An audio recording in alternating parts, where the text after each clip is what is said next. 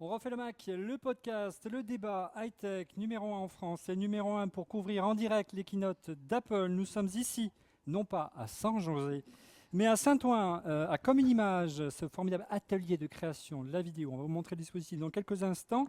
On va essayer ensemble de couvrir évidemment la keynote d'Apple. Vous le savez, et si vous ne le savez pas, on vous l'informe. Qu'Apple a fait le choix ce soir de diffuser la vidéo depuis Saint-José. Donc vous pouvez suivre aussi également en vidéo la keynote d'Apple. On vous invite à suivre les deux flux, c'est le plus simple. On aurait pu faire le choix de diffuser en parallèle de cette émission les images qui arrivent directement de San José et les faire rentrer dans notre magnifique régie que vous allez découvrir dans un instant. On n'a pas fait ce choix-là. Vous savez que parfois il est difficile de travailler avec Apple, donc on ne veut pas qu'Apple nous bride derrière. Donc on a fait le choix délibéré de ne pas diffuser d'images live de cette soirée. C'est pas qu'on ne le peut pas, c'est qu'on ne veut pas s'attirer les foudres d'Apple et notamment les foudres des avocats d'Apple. Voilà, donc on a fait ce choix-là, ne soyez pas étonnés. Alors, je vous propose tout de suite de découvrir en images le dispositif exceptionnel qu'on a mis en place pour vous ce soir. On a sorti les gros moyens, on a prévu donc de vous diffuser quelques images. Bienvenue donc à Comme une Image qui se trouve à Saint-Ouen. C'est une plateforme collaborative dédiée à la création numérique, l'audiovisuel et le cinéma. Donc nous avons choisi, il y a bien sûr des studios, vous avez découvert brièvement François Bontemps, notre réalisateur. Là c'est la régie, le TriCaster qui nous permet d'être en direct sur Dailymotion. Là vous voyez on fait les essais d'Hangout puisqu'on aura tout à l'heure en duplex notre ami Cédric Ingrand et Rodrigo Sepulveda. Et puis Comme une Image, c'est aussi donc un atelier. Emmanuel, si tu veux dire un petit mot, Emmanuel Pampuri, sur Comme une Image. Comme une image, c'est 35 sociétés qui travaillent dans le secteur de l'audiovisuel et du cinéma, qui essayent de développer des projets en synergie. Et c'est aussi des moyens mutualisés, une salle de cinéma de 170 places, des solutions de post-production en son et en image, et un studio de prise de vue. Bien, merci Emmanuel. Et donc un grand merci également à EVcorp qui officie pour la technique, qui nous a permis de mettre en place ces caméras motorisées, cette régie. Un grand merci à Olivier Hurtaud qui nous a fourni tout le matériel nécessaire. C'est une prestation d'ordinaire qui est très lourde et il s'est rendu disponible pour nous. Mille merci. Merci également à toute l'équipe de Comme une Image, on l'a dit. Merci à Dailymotion. Alors figurez-vous qu'on vient d'apprendre, c'est live là maintenant, que le site onrefaitLemac.com vient d'être hacké. Donc vous ne pouvez pas vous connecter sur On refait le Mac. Ils sont tous contre nous ce soir. Il faut vous connecter directement, et j'imagine si vous nous regardez, vous le savez déjà, sur la page On refait le Mac de Dailymotion. Dailymotion a sorti des grands moyens également. Ils ont prévu 40 000 connexions ce soir, donc j'espère que ça tiendra. Un grand merci à Paul Hernandez de Dailymotion pour son soutien. Un grand merci également à François Bottan, notre réalisateur. Et je crois qu'on peut essayer d'appeler San José, avec un duplex de San José, donc où a lieu la conférence, Didier Sens, si on peut communiquer sur Didier Sens, qui est donc journaliste au Figaro, qui est en direct à San José pour suivre la keynote depuis San José. Tu m'entends Didier? Je te vois en tout cas, on peut peut-être le passer en plein écran. On n'a pas le son. Magnifique. On n'a pas de retour, voilà, on l'entend. Didier, tu m'entends?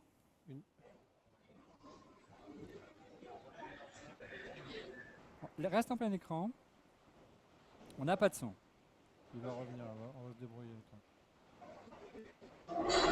Voilà. Alors Didier, est-ce que tu m'entends? Si tu m'entends, tu me fais un petit signe de la main. Si ce n'est pas le cas, on va revenir sur moi en plateau et on va essayer de rappeler dans un instant le temps que Alexandre règle le problème de son. Je pense que c'est juste une sortie de carte son qui pose problème. Et je passe, alors il faut que je présente quand même toutes les personnes qui sont là, avant de passer la parole à tout le monde, sinon ça va pas dans tous les sens. Alors, quels sont les invités? Alors, je termine. Les personnes qui doivent être remerciées quand même pour cette émission, parce que c'est très lourd et il faut les remercier d'être là. C'est tous bénévolement qui sont là ce soir. Donc, un grand merci à François Bottan. Je vous l'ai dit, notre réalisateur de talent qui refait le match chaque semaine. Un grand merci aux caméras motorisées Sony, à Olivier Thibault donc de EVcorp. Un grand merci au son, à l'ingénieur maison, à savoir Thibault. Et un grand merci à Jacqueline Delaunay pour Axeled. Et un grand merci à Comme une Image, Sandrine Morvan et Michael Werner qui nous ont mis à disposition ces studios. Sans oublier les machineurs, alias Emmanuel Pampoury, sans oublier Loudiz et toute l'équipe d'iCriette qui nous permet chaque mois de vous sortir un beau magazine. Un grand merci à Nicolas Gozlan, Valérie Mathieu, David Benamou et bien sûr Alexandre Lenoir, sans oublier notre Ignatius adoré, notre essai de talent que j'avais oublié la dernière fois. Mille excuses. Ignatius, avant, est-ce qu'on peut envoyer le sommaire et puis on revient en plateau dans un instant. La problématique, le sommaire, c'est tout de suite et maintenant. C'est à San José qu'Apple devrait dévoiler dans quelques minutes l'iPad mini. Aurons-nous affaire à une vraie tablette ou à une version économique? Quelle innovation nous réserve la pomme pour contrer le Kindle Fire ou le Google Nexus 7? Et surtout, quel sera son prix? Enfin, le constructeur de Cupertino va-t-il en profiter pour mettre à jour ses iMac et Mac mini? Toutes les réponses tout au long de ce live. Et vous le savez, On refait le Mac, c'est votre émission. N'hésitez pas à réagir en direct sur Twitter en tapant l'hashtag ORLM. On refait le Mac épisode 116, live spécial iPad mini. Voilà, vous êtes de retour. Donc c'est un petit peu compliqué ce soir d'être en direct puisque je vous l'ai dit, le site On refait le Mac a été hacké, mais on essaie quand même d'assurer un maximum. Pas simple, on espère que du côté de Dailymotion ça tient. N'hésitez pas à tweeter s'il y a des petits problèmes techniques. Fanny, notre vigie du web, Fanny Bouton, est là pour relayer vos questions. Alors, honneur aux dames, justement, honneur pour vous présenter un petit peu les invités, les chroniqueurs cette semaine autour de ce live On refait le Mac avec bien sûr Fanny Bouton du site fannyparty.com. Bonjour Fanny. Bonjour à tous. Alors, je n'ai pas de retour, moi. C'est normal ou pas? Il serait bien de me mettre un petit retour. Fanny est notre vigie du web. Elle prendra ainsi le pouls en direct de vos réactions. Qu'est-ce que vous avez pensé des annonces d'Apple? Alors, bien sûr, vous pouvez suivre en parallèle les annonces d'Apple sur la vidéo officielle d'Apple. Nous, on essaiera de vous diffuser uniquement des images fixes. Et bien sûr, elle est en charge de sélectionner vos questions. Mais il faut précéder la question ou la terminer, ou même au milieu si vous voulez, avec l'hashtag ORLM. Autre chroniqueur, autre invité que vous avez déjà vu dans On refait le Mac, à l'occasion de direct notamment. Il s'agit bien sûr d'Emmanuel Paquette, qui est journaliste au magazine L'Express. Bonjour Emmanuel, comment ça va? Bonjour Frédéric. Pas Frédéric, pardon, je t'ai changé de nom. C'est Olivier, mais c'est pas Voilà. grave, vas-y, c'est l'émotion. C'est ça, exactement. C'est l'autre. Voilà, donc Emmanuel qui est le spécialiste high-tech notamment et de la nouvelle économie, de tous ces sujets-là. Pour le magazine L'Express, un autre invité que vous avez découvert dans On refait le Mac à l'occasion de nos lives, il s'agit d'Emmanuel Pampuri, des machineurs, qui est également producteur, blogueur et grand spécialiste de l'image numérique. Bonjour Emmanuel, et merci pour le coup de main aujourd'hui. Salut Olivier et bienvenue à bord.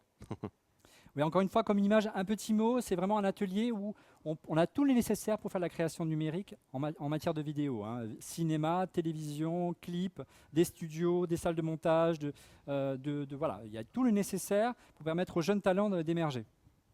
Exactement, il y a environ une centaine de personnes qui brassent ici tous les jours, 35 sociétés comme je le disais tout à l'heure, qui sont à la fois des producteurs, des réalisateurs, des indépendants, des sociétés, des graphistes, des web designers, des loueurs de matériel de prise de vue. On a de quoi, en tous les cas, tous les corps de métier sont représentés et on a de quoi faire un film de A à Z ici à Common Image. Bon, c'est bien parce que là, vous voyez, en même temps sur mon iPad, je suis en train de visionner la vidéo d'Apple, donc on peut très bien regarder en même temps, on refait le Mac sur la moitié de son écran et sur l'autre moitié la vidéo d'Apple. Apparemment, les caméras fonctionnent déjà à San José, en duplex. Il n'est pas très loin de nous, à quelques kilomètres seulement à Paris. Il s'agit bien sûr, est-ce qu'il est disponible, notre ami Rodrigo?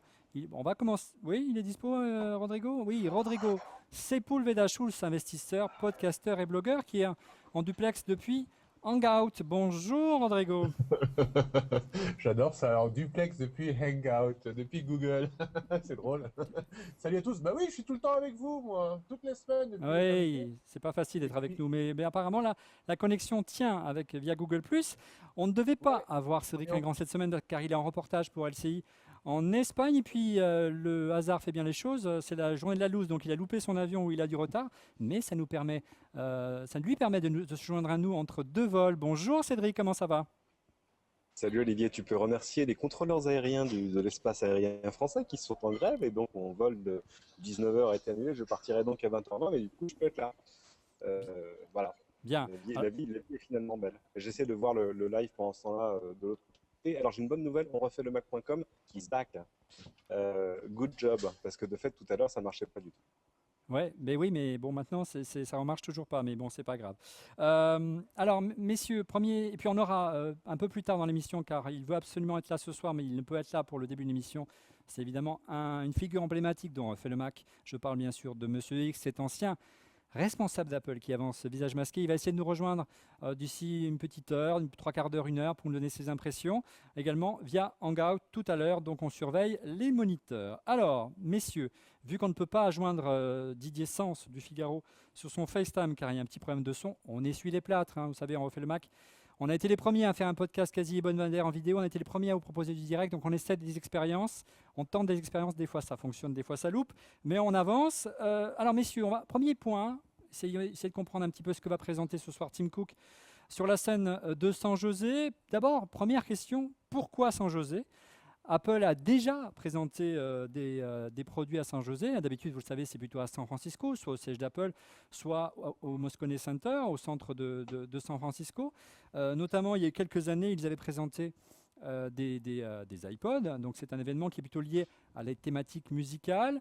Alors, pourquoi San José ? Est-ce que c'est une manière peut-être, Alexandre ou Emmanuel Paquette, peut-être de cacher, de garder le secret jusqu'à la dernière minute, parce que c'est vrai que les réservations des salles au niveau Moscone Center sont très surveillées. Oui, là, de toute façon, on a vu cette semaine, ça va être la semaine de tous les dangers dans la high-tech, puisqu'il va y avoir donc cette annonce aujourd'hui. Microsoft va faire celle de Windows 8 dans les jours qui viennent, et puis une annonce de Google qui va arriver lundi prochain, le 29. Donc il y a une accumulation de tirs croisés de tous les gros acteurs de la Silicon Valley. Donc je pense que l'idée c'était de garder, bien que Microsoft ne soit pas de la Silicon Valley mais de Seattle, mais l'idée c'était plutôt de garder justement ça le secret le plus longtemps possible et d'enquiquiner probablement aussi un petit peu Microsoft, puisque c'est sans doute la plus grosse annonce de l'histoire de Microsoft pour se relancer après Windows 95 au milieu des années 90, avec la sortie de Windows 8, qui doit être le moyen pour Microsoft de revenir et dans le domaine des tablettes et dans le domaine des smartphones, dans lequel ils ne sont pas présents. Et donc on voit que Apple vient un petit peu gâcher la fête un petit peu avant l'annonce de Microsoft, et Google viendra terminer la fête avec d'autres annonces probablement sur des tablettes la semaine prochaine. Donc beaucoup d'annonces en peu de temps, et tous les trois acteurs essayent de maîtriser leur communication le mieux possible. Donc on suppose que c'est aussi à cause de ça. Bien, on va avancer parce qu'il est déjà moins 3 minutes avant le début officiel de la keynote et l'arrivée sur scène de Tim Cook. On a déjà un gros indice, hein, même si vous savez la rumeur parle beaucoup de l'arrivée d'un iPad mini. Un gros indice, c'est bien sûr le carton d'invitation. Vous le voyez, le carton d'invitation ressemble beaucoup à un autre carton d'invitation qui a été envoyé il y a 2 ans lors du lancement du premier iPad. Il y a quand même une similitude forte si on retrouve ce deuxième carton d'invitation. Vous verrez que ça reprend à peu près la même thématique, la même symbolique que cet atelier de peintre, hein, qu'une palette de peintre. Alors tiens, on va poser la question, voilà, vous la voyez là, on va poser la question à quelqu'un qui était au lancement du premier iPad. Le voilà, il s'agit bien sûr de Cédric Ingrand qui était dans la salle il y a 2 ans déjà. Cédric, il y a rarement du hasard, hein, lorsqu'Apple fait une communication, il y a toujours un message qui est caché. Ouais, enfin là, il est quand même pas caché très loin. Et on dit que ça ressemble à l'invitation du premier iPad. Ça ressemble aussi à l'invitation du mois dernier pour l'iPhone 5 et les iPods. Hein. C'est pas la similitude graphique. Maintenant, c'est un logo Apple avec plein de couleurs autour. Donc, c'est pas dur d'aller chercher des similitudes. Non, ce qui est important de noter, c'est intéressant de voir comment Apple place cet événement dans la hiérarchie de ces événements. Le plus gros de l'année, c'est tous les ans au Moscone Center au moment de la conférence développeur, mais là, c'est 5000 personnes. Et après, d'ordinaire, ils font des choses au Yerba Buena Center for the Arts, le théâtre qui est juste à côté du Moscone, dans le centre de San Francisco. Mais c'est un théâtre, donc souvent il est booké. Du coup, il leur faut d'autres solutions. Ils ont eu la solution plusieurs fois d'utiliser le petit amphithéâtre qui est sur le campus de Cupertino, mais c'est vraiment pas grand, il y a une toute petite scène, il y a un petit écran derrière, ça tient pas pour des lancements d'importance. En même temps, mais ça c'est un peu du backstage, pour tous ces gros événements d'ordinaire, pour la presse européenne par exemple, Apple emmène la presse européenne à Londres pour la keynote en direct et pour jouer avec les appareils derrière, ce qu'ils n'ont pas fait ce coup-là. Ça veut dire que ce serait pour eux un lancement, c'est pas banal, mais c'est pas majeur. Très bien. Alors, il y a quand même un petit message caché, hein, qui est diffusé avec cette invitation. Nous avons quelque chose d'autre à vous montrer. Little more to show you. Bon, on pense littéralement à l'iPad mini. Il semble qu'Apple ait évolué, hein, quant à la sortie possible d'un iPad mini. On savait que Steve Jobs était totalement hostile à la sortie d'une version 7 pouces. Il avait même fait une déclaration en ce sens il y a quelques années à des analystes financiers. Alors avant que Tim Cook monte sur scène, je vous propose de l'écouter. D'accord, donc on n'a pas le son, donc c'est pas grave. Donc en gros, en résumé, Steve Jobs disait qu'en gros un iPad 7 pouces, c'était en termes de confort et d'ergonomie insuffisant.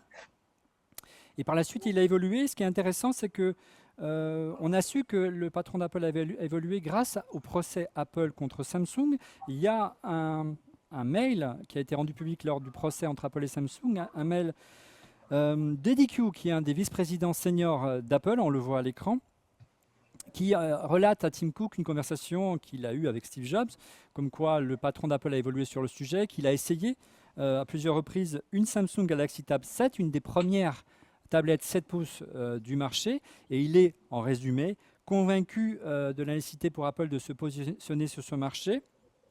Il concède juste un bémol concernant la consultation d'Internet qui n'est pas assez ergonomique selon lui, mais voilà. Donc là, il semble véritablement que ceux qui pensent que Steve Jobs était farouchement contre, Cédric, Rodrigo, Alexandre, ceux qui veulent intervenir, et viennent à ma rescousse, il semblerait qu'Apple ait vraiment évolué sur ce sujet-là. C'est pas tellement évolué. Il faut se souvenir que Steve Jobs, il a dit plein de choses qui étaient, comment dire, on va dire pas la vérité vraie et évidente du moment. Steve Jobs, c'est celui qui disait, attendez, lire sur une tablette, ça n'a aucun intérêt. De toute façon, les gens lisent plus, ça n'a aucun intérêt de faire un appareil. Il filmait maintenant où Steve Jobs disait que faire un téléphone, oh là là, c'est compliqué, c'est pas pour nous. Donc, Steve Jobs, il s'est toujours conduit comme le meilleur des vendeurs, c'est-à-dire le vendeur qui vous vend ce qu'il a d'abord de disponible aujourd'hui. Il ne faisait jamais de promesses sur l'avenir. La promesse sur l'avenir, c'est le lancement. Il ne parlait jamais de ses produits avant de les lancer, et s'il n'était pas là pour vous les vendre, alors il préférait vous vendre ce qu'il avait de dispo à un instant T. Donc même si un iPad mini sort ce soir, je ne pense pas que Steve se retournera de sa tombe, sauf s'il n'est pas intéressant. Mais le défi chez Apple, enfin, Steve disait, le pire chez Apple, c'est de dire non. On dit non beaucoup plus souvent qu'on dit oui. Ça veut dire que s'ils estiment aujourd'hui pouvoir faire un iPad mini intéressant et pas cher, c'est un beau pari. Alors que Tim Cook est en train d'arriver sur scène, si vous regardez en parallèle la vidéo d'Apple, oui, Emmanuel Paquette. Oui, pour dire, il y a eu un précédent, c'était l'iPod, il a été lancé en 2001, et très vite après, en 2004, il y a eu un iPod mini moins cher, destiné à élargir le public, et surtout sous la pression à l'époque des constructeurs asiatiques qui faisaient des baladeurs autour de $100, $150. Là, cette fois, les Asiatiques ne sont pas présents vraiment sur le marché, il y a bien Samsung, mais plutôt coréen. Là, à l'époque, c'était plutôt les Chinois et les Taïwanais. Et donc l'idée, c'est sous la pression d'Amazon probablement, avec le Kindle Fire, sous la pression également de Google, et puis en partie de Samsung, Apple est obligé de descendre en gamme probablement avec un iPad mini, avec un prix plus accessible, sans s'aligner au niveau prix avec la concurrence, puisqu'ils l'ont jamais fait, mais en tout cas en mesure de contre-attaque ou de rétorsion, comme ils l'ont fait à l'époque de l'iPod. Donc à l'époque de l'iPod, on avait un seul iPod en 2001, un mini iPod en 2004, avec un prix autour de $250. Donc on va voir si un iPad mini arrive, s'il sera autour de ces mêmes prix, entre $250 et $300. Oui, Emmanuel, et n'hésitez pas à regarder vos caméras qui sont en face de vous. Je voulais juste dire que vu le message de copyright qu'il y avait sur la vidéo, sur le stream d'Apple, on a bien fait de ne pas le rediffuser. Voilà, donc comprenez qu'on ne peut pas diffuser les images en direct d'Apple. Un jour peut-être, qui sait, lorsqu'on sera un petit peu plus dans les petits papiers d'Apple, ce qui n'est pas encore le cas aujourd'hui. Autre spéculation sur l'arrivée possible de nouveaux produits aujourd'hui, il n'y a pas que l'iPad 7. On sait, Alexandre, et puis c'est public, puisque le mois dernier, lors de la précédente keynote, Apple avait déjà révélé iTunes 11. Donc iTunes 11, c'est un produit qui est également attendu ce soir. Oui, alors iTunes 11, oui, et j'ai envie de dire, il était temps parce que c'est quand même le logiciel qui a finalement le moins évolué chez Apple depuis 10-12 ans maintenant qu'elle existe. Ouais. C'était d'abord un jukebox, c'est devenu un petit peu une usine à gaz dans laquelle on met tout, les vidéos, les applications, la musique. On attend beaucoup d'iTunes 11, non pas tant dans ce qu'il sait faire, mais dans la manière dont il le fait. C'est-à-dire qu'on attend un logiciel plus rapide, plus fluide, plus fiable également, et plus ergonomique. Ouais. L'autre grosse nouveauté qui transpire et qui serait possible, toujours dans la catégorie des tablettes, c'est l'arrivée peut-être d'un iPad 3, une petite évolution qui serait dotée du connecteur Lightning, le même connecteur qui équipe l'iPhone 5.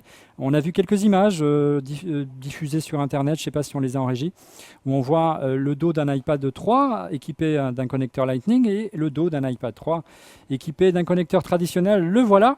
Là aussi, ce serait un scénario plausible. Rodrigo qui a encore rien dit, d'harmoniser la gamme le plus vite possible et pas forcément attendre l'arrivée de l'iPad 4 pour cela.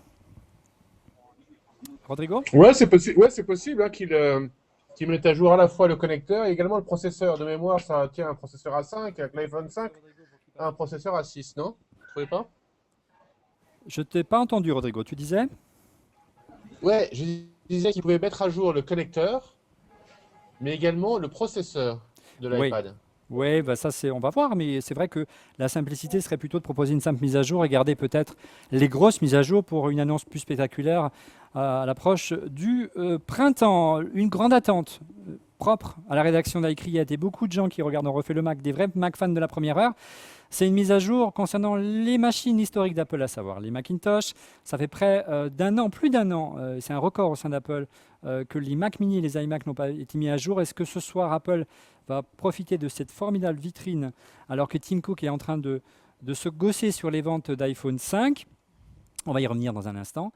Est-ce que ce soir, on aura droit à une mise à jour d'ordinateur iMac et Mac mini ? J'espère.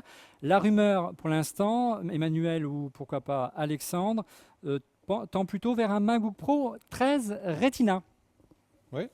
MacBook Pro Retina. Alors pourquoi on pense à ça? Parce que c'est un peu la suite logique de l'évolution de la gamme Mac. Il y a le MacBook Pro 15 pouces qui aujourd'hui est la machine, on va dire, la plus optimale du moment en termes de processeur, en termes d'écran. De l'autre côté, il y a les MacBook Air, le petit, le 9 pouces, le 9 pouces et le 13 pouces. Et entre les deux, il y a deux MacBook Pro qui sont 13 et 15 pouces. Et là-dedans, on va dire que le 13 pouces a du mal à trouver sa place parce que finalement, il n'apporte pas grand-chose par rapport au MacBook Air. Il est plus lourd, moins puissant, presque aussi cher, même plus cher dans certaines configurations. Donc, il y a un besoin d'évolution de ce côté-là et ce serait assez logique finalement que le MacBook Pro évolue en 13 pouces et en Retina. Il y a un indice là-dessus, c'est qu'on a vu passer cet après-midi, c'est éventuellement un nouvel adaptateur MagSafe 2 qui aurait des spécifications propres à alimenter la batterie de cet ordinateur. Donc à voir. Alors, j'ai vu passer un chiffre pendant que tu parlais sur la vidéo d'Apple, ce chiffre concernait 3 millions.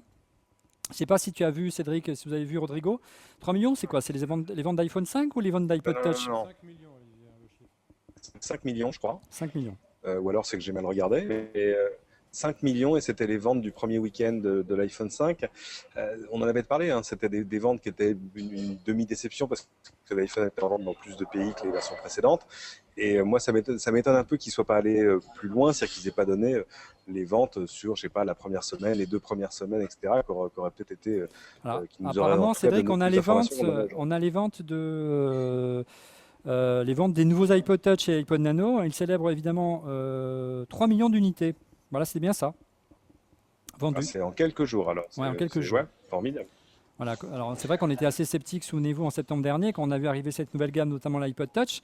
Est-ce qu'il y avait une place pour, on en reparlera tout au long de cette émission, pour intégrer un iPad mini quand on voit le prix aussi élevé d'un iPod Touch? Je vous rappelle que l'iPod Touch commence à 329 €. Le Kindle Fire et le Nexus 7 est à 199 $, donc effectivement, on verra s'il y a de la place. Est-ce qu'on a des questions du côté de Twitter, ma chère Fanny? On a déjà un petit message. Bonjour à tous ceux qui sont au Brésil, à La Réunion, qui nous passent des messages et qui nous voient très bien. Bon. Sinon, on nous demande, alors, il y en a qui sont inquiets un petit peu pour les MacBook Pro, qui sont un peu sceptiques, mais bon, vous avez répondu. Et sinon, on nous demande si iLife 13, il y aurait des petites choses là-dessus qui arriveraient. Qu'est-ce que vous en pensez? Je crois qu'il ne faut pas trop attendre ça ce soir, ou alors ce sera une version in the cloud adaptée à l'iPad, mais à mon avis, c'est pas vraiment le sujet là. Ouais.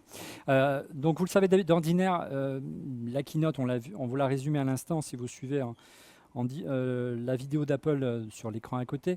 Tim Cook aime bien commencer, c'est tradition chez Apple, par des chiffres, notamment les chiffres, on l'a dit, des iPod Touch. On a vu le chiffre des iPhone 5, 5 millions d'iPhone 5 vendus en 3 jours. On parle de 200 millions aujourd'hui, Alexandre, je crois, de terminaux iOS aujourd'hui en circulation. Ça, c'était un chiffre qui était attendu. iOS, mais iOS 6. 200 iOS millions 6. de terminaux iOS 6 écoulés.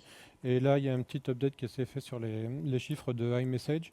Il s'en envoie 28 000 par seconde, d'après Tim Cook. Et en tout, le cumul fait 300 milliards d'e-messages envoyés depuis le lancement. Ouais, c'est 200 millions sous iOS 6, c'est un chiffre colossal. Emmanuel, on sait que dans le secteur, dans d'autres domaines comme Android, la conversion se fait plus lentement.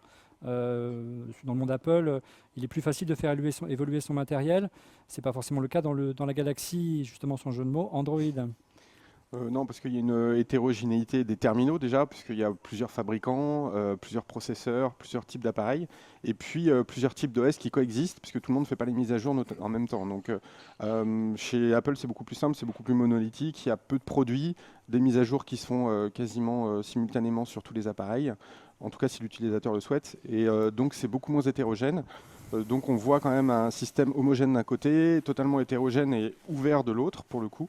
Et c'est vrai que c'est plus compliqué et plus lent du côté d'Android, avec des risques de fragmentation du marché, de fragmentation sur les appareils et de fragmentation sur les différents systèmes d'exploitation et évolution d'Android. Ouais. On voit que Tim Cook est toujours sur le créneau des applications. Aujourd'hui, il y aurait 275 000 applications réservées uniquement à l'iPad. On va voir s'il va aborder le sujet du Mac, de macOS, d'OS 10, puisqu'il faut l'appeler ainsi. Aujourd'hui, une petite réflexion peut-être, Alexandre. Non, on est toujours dans les chiffres. Donc, Tim Cook est en train de dérouler toutes les stats de l'App Store. On est donc à 700 000 apps iOS, toutes plateformes confondues, et 35 milliards de téléchargements totalisés sur l'App Store aujourd'hui. Cédric, pour l'instant, il n'y a pas forcément de signe avant-coureur de l'arrivée d'un iPad mini, mais on sent bien que iOS reste encore la thématique de prédilection d'Apple. Hein. Le Mac, ça reste encore aujourd'hui presque accessoire, malheureusement, au sein d'Apple. Je pense que cette tendance-là n'est pas proche de s'inverser. Hein. Il se trouve que hier, j'ai rencontré Adam Lashinsky, ce journaliste de fortune qui a écrit Inside Apple, le bouquin qui est sorti récemment, et lui confirmait que les infos qu'il avait venant de l'intérieur d'Apple, c'est que il y a une espèce de hiérarchie des projets chez Apple. C'est-à-dire tout à coup, les projets hyper stratégiques, ton prestige personnel quand tu bosses chez Apple, il dépend du projet sur lequel tu bosses. Aujourd'hui, bosser sur le Mac, c'est bien, c'est un peu vintage, hein, c'est respectable, c'est pas là que ça se passe, quoi. Donc voilà, oui, mais même s'il y a encore des clients pour le Mac, même si quand ils sortent de belles machines, elles se vendent bien, moi je veux dire, petite coupure avec Cédric, mais ça va revenir. Emmanuel, Cédric le disait, quand aujourd'hui sur les 35 milliards de chiffre d'affaires, une bonne partie vient d'iOS, de l'iPhone, de l'iPad. Aujourd'hui, voilà, c'est la vache à lait d'Apple aujourd'hui, iOS. Et donc tous les moyens sont concentrés aujourd'hui sur cette plateforme-là. C'est assez logique. C'est assez logique, mais ça dépasse même Apple, puisque globalement sur l'année 2012, l'ensemble du marché du PC va être en baisse, très probablement, selon les analystes, selon Gartner notamment. Ouais. Donc ça serait une baisse, c'est pas arrivé depuis 2001, depuis les attentats du 11 septembre et la crise. Donc finalement, le PC devient assez ringard. Les mini-PC qui devaient relancer un petit peu les smartbooks, etc., qui devaient relancer le marché, et ben, pour l'instant, ça ne marche pas. C'est mort et enterré. Donc on peut dire que l'iPad, les tablettes, le modèle d'Apple, à savoir d'imposer une tablette face à un mini PC, c'est plutôt ce modèle-là qui s'est imposé sur le marché aujourd'hui. Hein. C'est ça, et puis des tablettes de 7 pouces à 199 $ ou 199 €, poussées par Amazon, poussées par Google, qui sont vendues à prix coûtant, donc il n'y a quasiment pas de marge qui est faite dessus. Et là, ça commence à arriver sur le marché en masse avec des gros acteurs qui vendent ce type de produit. Alors apparemment, il y a une démo en direct de notre ami Tim Cook qui se met à faire des démos, c'est nouveau. D'habitude, il se contente de parler chiffres. Il y a du progrès concernant les livres, Alexandre. Absolument. Alors après avoir rappelé qu'il y avait aujourd'hui 1,5 million de livres disponibles sur l'iBook Store, Tim Cook est en train de présenter une nouvelle version d'iBooks, iBooks 3, enfin il ne l'a pas nommé mais on peut le supposer comme tel, avec donc différentes nouvelles fonctions. Donc j'en étais au défilement continu. On pourra ne plus tourner les pages mais simplement faire défiler le texte si on le souhaite. Et des intégrations Facebook, Twitter, etc. Et ça suit son cours. Très bien. J'essaie d'écouter en même temps ce qu'il dit, mais c'est pas évident d'écouter à la fois Alexandre et Tim Cook. Bref. Pendant qu'on parle, mais c'est un peu compliqué. Bien. Oui, pour rebondir sur ce que tu disais par rapport aux difficultés oui, alors, parallèle, tous les moyens sont mis aujourd'hui sur l'iPad et l'iPhone aujourd'hui, tu le disais Emmanuel. D'un autre côté, on sent qu'Apple a un peu de mal justement à suivre le rythme effréné qu'il y a aujourd'hui sur le marché du smartphone et des tablettes. Et on a du mal à comprendre pourquoi quand on voit l'énorme entreprise qu'elle est devenue aujourd'hui, du moins en chiffre d'affaires. Et on a l'impression qu'on on atteint un peu les limites du process de fonctionnement d'Apple aujourd'hui. On peut peut-être poser la question à Cédric Ingrand, c'est toi qui as rencontré Adam Levinsky. C'est une thématique qu'il connaît bien. Tu peux répéter parce qu'il y a une petite coupure. Donc je te disais, par contre, donc, tous les moyens sont attribués à la plateforme iOS, à l'iPhone, à l'iPad. En revanche, on aperçoit qu'en termes d'énergie dépensée, de ressources allouées, on arrive un peu à la limite du système qu'Apple a du mal à suivre. Il laisse passer des bugs, on l'a vu avec Plan, des bugs dans iOS 6, des choses qu'on ne voyait pas arriver du temps de Steve Jobs. Non pas parce que Steve Jobs manque aujourd'hui à Apple, mais que le chantier est de plus en plus lourd pour Apple. J'ai une théorie un peu contraire là-dessus. Je pense que justement, c'était un problème de l'époque Steve Jobs. C'est-à-dire l'époque. Alors que Cédric, en même temps, Tim Cook dit que le paradoxe, en termes de satisfaction client, Apple est numéro 1, du moins sur les notebooks. Mais bon, allons-y. Ah oui, mais si tu veux, Aston Martin aussi. Hein, mais voilà, ou pas d'ailleurs. Moi, je me sers un petit verre. Non, ce que je disais, c'est que justement, on avait vraiment l'image d'Apple comme celle d'une entreprise qui avait du mal à courir plusieurs lièvres en même temps. Et plus on en apprend, plus on comprend que c'était probablement un problème de l'ère Steve Jobs, c'est-à-dire celle d'un patron micromanager par lequel il fallait que tout passe à un moment pour être validé. C'est peut-être moins le cas aujourd'hui, parce qu'aujourd'hui, le patron, Tim Cook, n'est pas un homme de produit, donc peut-être que les gens ont un peu plus d'autonomie, mais là encore, on est dans la supputation absolue, parce qu'on n'a pas vraiment la réponse, mais ça veut peut-être dire qu'Apple va réussir à courir plusieurs lèvres en même temps. Bon, maintenant... il y a des choses qui sont pardonnables, d'autres qui sont moins. Maps, c'est vrai que ça aurait quand même pu être évité. Et c'est quand même des choses qui écornent l'image de qualité d'Apple. Alors Cédric, bonne nouvelle. Il semblerait que Phil Schiller arrive sur scène. Phil Schiller, c'est lui qui va nous parler notamment de Mac. Il y aurait des nouveautés côté MacBook Pro et iMac, si on croit ce qu'il y a à l'écran. On a déjà des premiers éléments ou pas encore, Alexandre? Non, hein, on n'a rien pour l'instant. Non, alors là, on est dans la phase de présentation, on va dire. On sait qu'il y a urgence. On sait qu'il y aura des nouveaux Mac, puisque... Voilà, là, il est en train de parler du MacBook Pro Retina 15 pouces. Voilà. Ouais.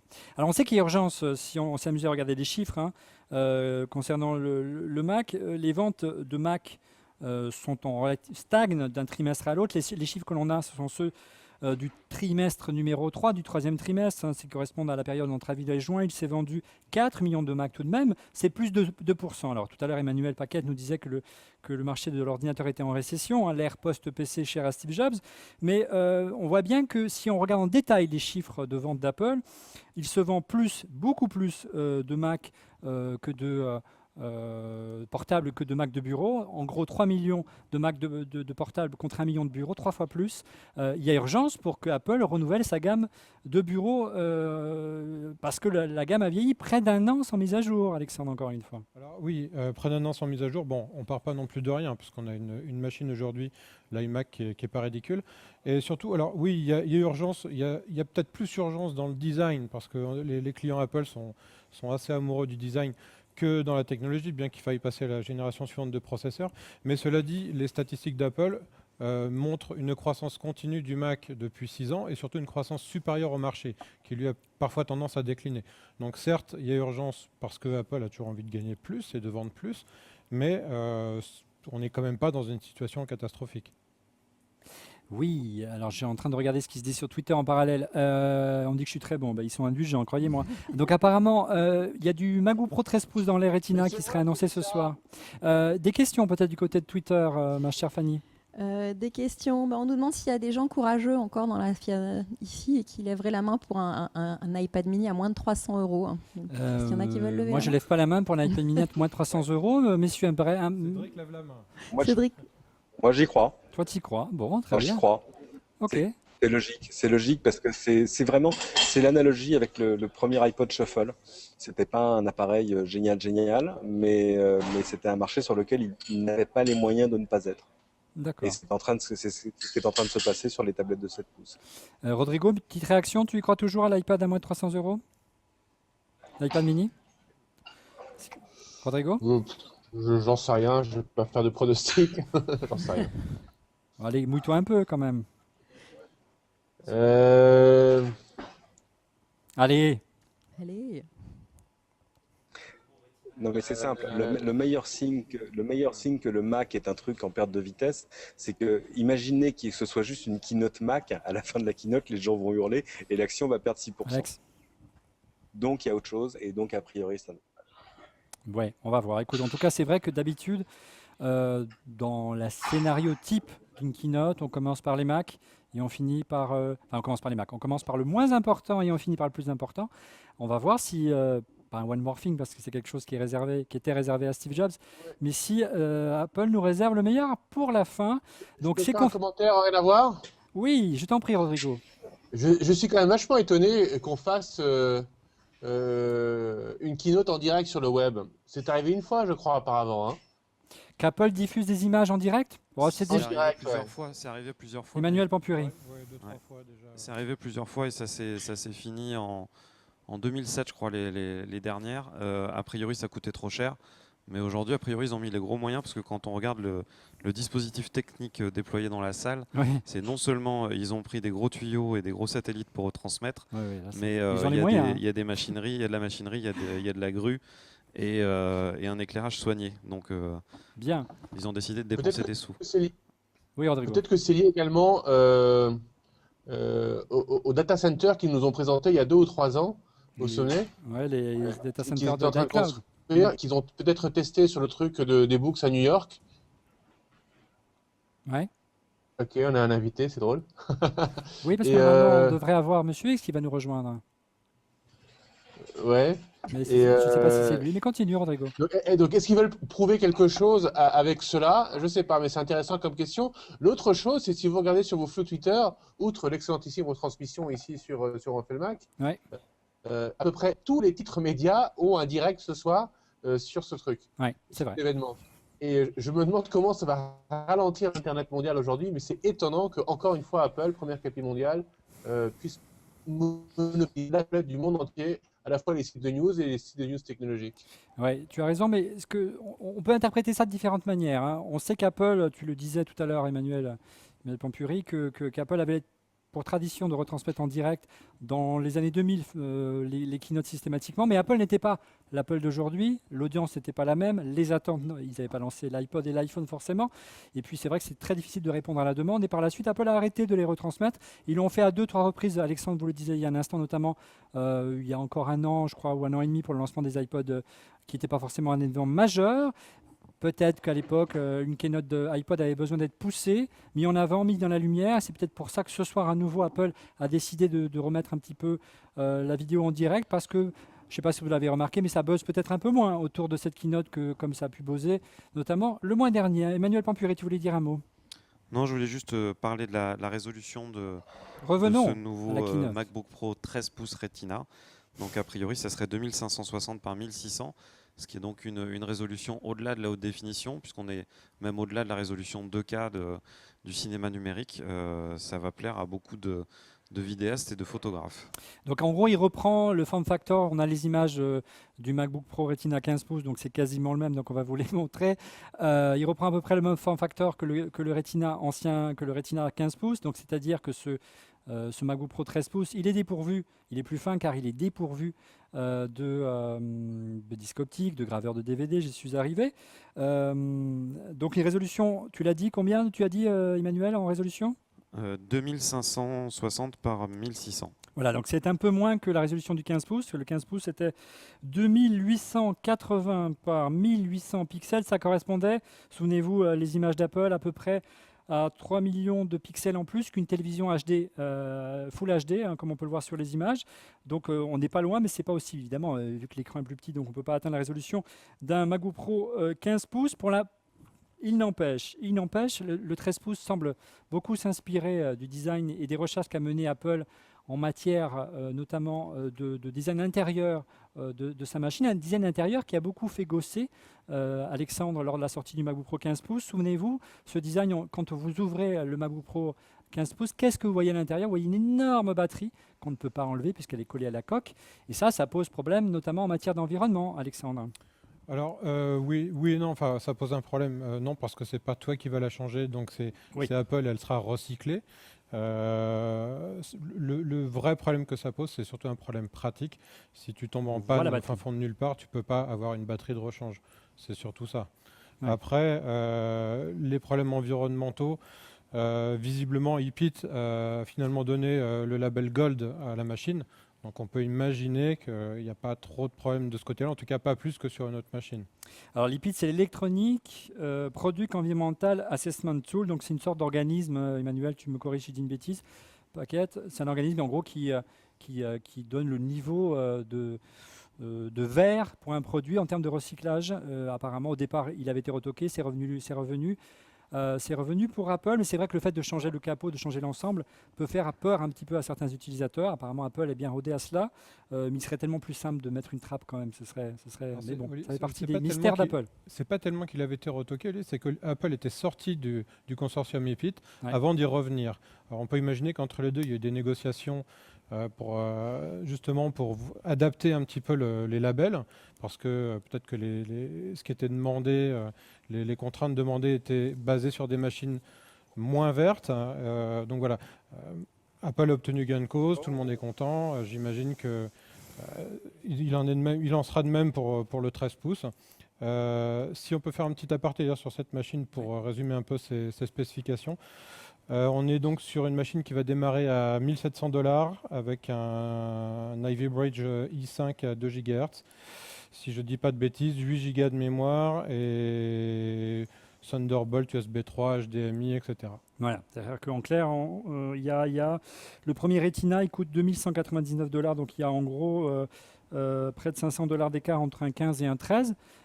Par contre, il y a un gros écart avec la gamme 13 pouces traditionnelle qui commence, elle, à 1 200 $, 1199, qui devrait continuer normalement, Alexandre, comme c'est le cas pour le 15 pouces. D'après ce qu'on voit, cette gamme continue. Maintenant, il faut relativiser ces écarts parce qu'on a vu avec la précédente gamme, le 15 pouces, que dès qu'on commençait à configurer un petit peu son ordinateur, on arrivait tout de suite à dépasser le prix du Retina. Donc, faudra regarder un petit peu le prix des options disponibles, mais je ne serais pas étonné que ce soit un peu la même stratégie qui a été appliquée ici. La bonne nouvelle, c'est qu'apparemment, on va pouvoir changer d'ordinateur à la rédaction. Mais avant de parler du Mac Mini qui semble être mis à jour, un petit mot de Fanny. Oui, j'avais une question sur le MacBook Pro 13 pouces. On me dit Retina sans carte graphique, juste HD 4000. Est-ce que ça ne va pas ramer Alors toi qui as testé le Retina pour... Allez, Emmanuel Pampuri, puisque tu as un Retina, toi, au quotidien. Moi j'ai un Retina, depuis pas longtemps, et c'est un petit régal. Alors, en effet, j'ai vu qu'il n'y avait pas de carte graphique, et puis dans la vidéo qu'ils ont présentée pendant la keynote, il y avait un gros plan sur un chipset NVIDIA, donc on n'a pas confirmation qu'il n'y a pas de carte dédiée, ce qui serait quand même une étonnant. Belle bêtise. D'après ce que j'ai suivi, il y a dans le 13 pouces une carte HD 4000 Intel et pas de deuxième carte, effectivement.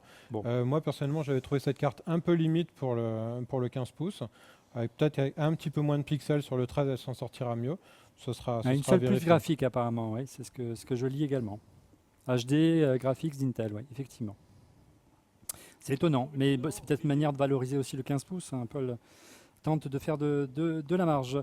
Donc, du côté de Mac Mini, il y a du nouveau, enfin, après près de... C'était juillet ou août 2011, plus d'un an sans mise à jour, c'est une éternité, il y avait urgence. Le Mac Mini adopte les derniers standards d'Intel, l'Ivy Bridge, la dernière plateforme d'Intel, l'USB 3, vous connaissez cette machine très compacte tout en une. Apparemment, pas de changement de design, Alexandre. Non, pas changement de design, simplement un spin bump, comme on dit. Je n'ai plus les anciens prix en tête, mais apparemment, ils ne changent pas non plus. Alors, je les ai, donc si tu veux donner les nouveaux, moi je te donnerai les anciens. On est sur une gamme qui démarre à 600 $, avec donc en revanche une petite mise à jour également au niveau de l'USB qui passe en USB 3. Alors, les anciens prix, Thunderbolt et toujours le FireWire. Donc les anciens prix, c'était 600 $ et autant d'euros. C'est ça. 799 $ et 599 €. Et là, on monte jusqu'à 999 $ avec le haut de gamme en Core i7. Etc. Ouais. Alors, il semblerait qu'il y ait également du nouveau du côté des iMac. Selon Phil Schiller, c'est ce qu'il dit actuellement, c'est aujourd'hui l'ordinateur de bureau le plus vendu aux États-Unis. C'est une info intéressante. La dernière mise à jour de l'iMac date de 2011, août 2011, encore une fois une éternité. Là, apparemment, elle devrait bénéficier, vous reconnaissez le design, hein, il n'a pas été mis à jour depuis longtemps. Moi, je sens bien une petite mise à jour en matière de design parce que je vois arriver un iMac Bondi Blue sur l'écran de contrôle de San José. Ça sent bon la mise à jour. La dernière mise à jour, vous l'aviez à l'écran. Elle date de, je ne veux pas dire de bêtises, de 2009, d'octobre 2009, il y a 3 ans. Ça correspond généralement 3 ans, le cycle de renouvellement des designs d'Apple. On y va tout droit apparemment parce que Phil Schiller est en train de dérouler les différentes générations d'iMac, l'iMac Bondi Blue, l'iMac DV, l'iMac blanc, le fameux en forme de lampe de bureau, l'iMac G5 et l'iMac Alu jusqu'à la dernière génération. Voici la nouvelle. On va est essayer. là, Olivier, sur une espèce de lame de rasoir avec un écran. Alors moi, je suis en train de le voir en direct, de le faire découvrir. Si on peut switcher sur une image d'un site, Alexandre, pour qu'on puisse le voir. Il ressemble à première vue à un iMac tel qu'on le connaît aujourd'hui, mais beaucoup plus fin, une vraie lame de rasoir. Le public est en liesse. Tu as une image, Alexandre, qu'on puisse diffuser éventuellement ? Le temps qu'elle arrive. Le temps qu'elle arrive, très bien. Allez, Cédric, une petite réaction. Toi qui a été souvent un utilisateur d'iMac, il y avait un vrai besoin de nouveauté en matière de design du côté de l'ordinateur de bureau, qui est un peu la machine emblématique d'Apple, qui l'a sauvé de la faillite, Cédric. Oui, mais maintenant, c'est un quart de leur vente d'ordinateur. Mais c'est vrai que ce que je vois là est absolument magnifique, même si la photo est prise dans un angle où on imagine que le dos n'est pas fin comme ça sur toute la... Puisque ça, ce serait impossible. On le voit à l'écran. Donc, on doit avoir une sorte de dos un peu biseauté, mais de fait, c'est très, très joli. Ça rentre en ligne, d'ailleurs, même en termes de design industriel, avec ce qu'on connaît sur l'iPad, entre autres. Donc, Emmanuel, alors il semblerait que en tout cas, la photo est... Ouais, la photo est très belle, hein. Une vraie lame de sabre. Emmanuel, donc tout simplement, comment on peut atteindre une telle finesse en matière d'ordinateur, sachant que l'écran est intégré? La réponse? Eh ben, on prend le lecteur optique et on le met à la poubelle. Voilà. Donc en clair, voilà, le lecteur optique disparaît. Il reste actuellement uniquement dans les MacBook Pro 13 pouces et 15 pouces ancienne génération, mais apparemment il ne va pas faire long feu. Pas de lecteur DVD, lecteur de Blu-ray non plus dans le monde Apple. Pour le moment, et apparemment, il n'y en aura jamais. Le marché de l'ordinateur de bureau, tu voulais en dire un mot, tu en as parlé en début d'émission, Emmanuel Paquette. C'est un marché qui est en décroissance. Attends, alors on m'interrompt. Oui, Alexandre. Cédric demande la parole. Pardon? Oui, non, on a une autre photo de l'iMac qui n'est pas aussi flatteuse que la première photo. C'est pas fin comme une lame, hein. C'est un design biseauté à l'arrière. Oui, en fait, bombé. Oui, un petit peu bombé à l'arrière. Ça ressemble à peu près à la même épaisseur que l'iMac précédent, sinon que les côtés, eux, sont plus fin, très fins. c'est plus fin. Non, mais ce que je veux dire, l'épaisseur totale de l'iMac serait a priori la même que le précédent, à la louche, hein. Mais c'est très biseauté par contre sur les côtés, c'est très très joli. Ouais. Je cherche l'info sur l'épaisseur de l'engin. Pour l'instant, je n'ai pas de chiffres. Alors apparemment, ce serait un nouveau procédé de fabrication. On va laisser le temps à Alexandre de se renseigner sur le nouveau procédé de fabrication et on pose la question à Emmanuel Paquet. Donc le marché de l'ordinateur de bureau est en décroissance. Steve Jobs a même annoncé son extension potentielle avec l'ère du post-PC et l'émergence de l'iPad. Aujourd'hui, qu'est-ce qu'il en est si on peut faire un bref instantané du marché du PC? Aujourd'hui, c'est plutôt le portable qui se vend, plus que l'ordinateur de bureau. Tu le disais tout à l'heure, c'est les portables, c'est les tablettes, mais effectivement, le desktop, tel qu'on l'a connu, on arrive un petit peu au bout. Alors les gens l'utilisent encore un peu parce que ça peut coexister avec une tablette ou un ordinateur portable, mais on le renouvellera pas aussi souvent qu'un ordinateur portable, une tablette ou un smartphone. Donc le taux de rééquipement, lui, est en chute libre, et du coup, ça affecte directement les ventes, contrairement aux ordinateurs portables ou aux tablettes. Donc effectivement, on arrive plutôt sur des terminaux en fin de vie. Ouais. Ouais. On en sait un petit peu plus sur ce nouveau procédé de fabrication, Alexandre. Ça s'appelle le Friction Stir Welding. À vos souhaits. Alors là, malheureusement, j'étais en train de suivre ça, donc ça, je n'ai pas vu. En revanche, il est en train d'expliquer comment il a déjà gagné 45% d'épaisseur uniquement sur l'écran. Ouais. C'est 5 mm pour la dalle en elle-même. Ils ont retiré la petite couche d'air de 2 mm qu'il y avait entre la vitre et l'écran. On est déjà donc à 7 mm de gagné uniquement sur l'écran. Et il est en train d'expliquer maintenant qu'ils ont retiré effectivement le lecteur optique, etc. Alors, un fantasme, ou du moins un souhait récurrent concernant l'ordinateur de bureau d'Apple, c'est de se dire qu'aujourd'hui, Apple est capable de produire un ordinateur avec un grand écran Retina display. Pour l'instant, il n'y a pas d'information en ce sens. Comme on n'a pas l'info, on va vous demander tous là de vous mouiller. Est-ce que selon vous, on va poser la question peut-être à Cédric, est-ce qu'aujourd'hui un constructeur est capable de produire des dalles de grand écran à un prix relativement modéré en Retina display? Sur Non. la capacité de fabrication. Non, je vais te donner une réponse très simple, Ah. parce qu'on connaît, on connaît, hein, Je suis tout pas ça, d'accord. tout ça est assez standard. Il suffit de voir ce que font les constructeurs. Alors, il faut s'entendre après sur c'est quoi cher, pas cher. Tu vois ce que je veux dire? Oui, Parce que on est en train de parler de différences qui, pour le bill of materials, pour le prix du hardware sorti d'usine, c'est quelques dizaines de dollars. C'est pas, c'est peut-être 100 dollars à tout casser. C'est fini l'époque où dans un PC à 2000 euros, il y avait 1000 euros d'écran, quoi. Donc ça change. Moi, j'ai quand même un truc, c'est qui me trouve. Moi, j'ai deux choses qui me troublent un peu. Je fais un petit hors-sujet. Ouais. C'est un que on nous a parlé d'iBooks en ouverture de conférence. Alors que s'il y avait un nouvel iBook, ce serait peut-être, je sais pas, moi je m'appuierais sur le lancement d'une nouvelle tablette pour parler d'un nouvel iBook. Je dis ça, je dis rien. Et ah non. Et je vois Florence Centraux, notre consoeur de métro, qui est à San José et qui parlait de nouvel iMac. J'ai cru qu'elle parlait de nouvel iPad. Mais elle dit que l'écran, et c'est intéressant, à 75% de reflets en moins.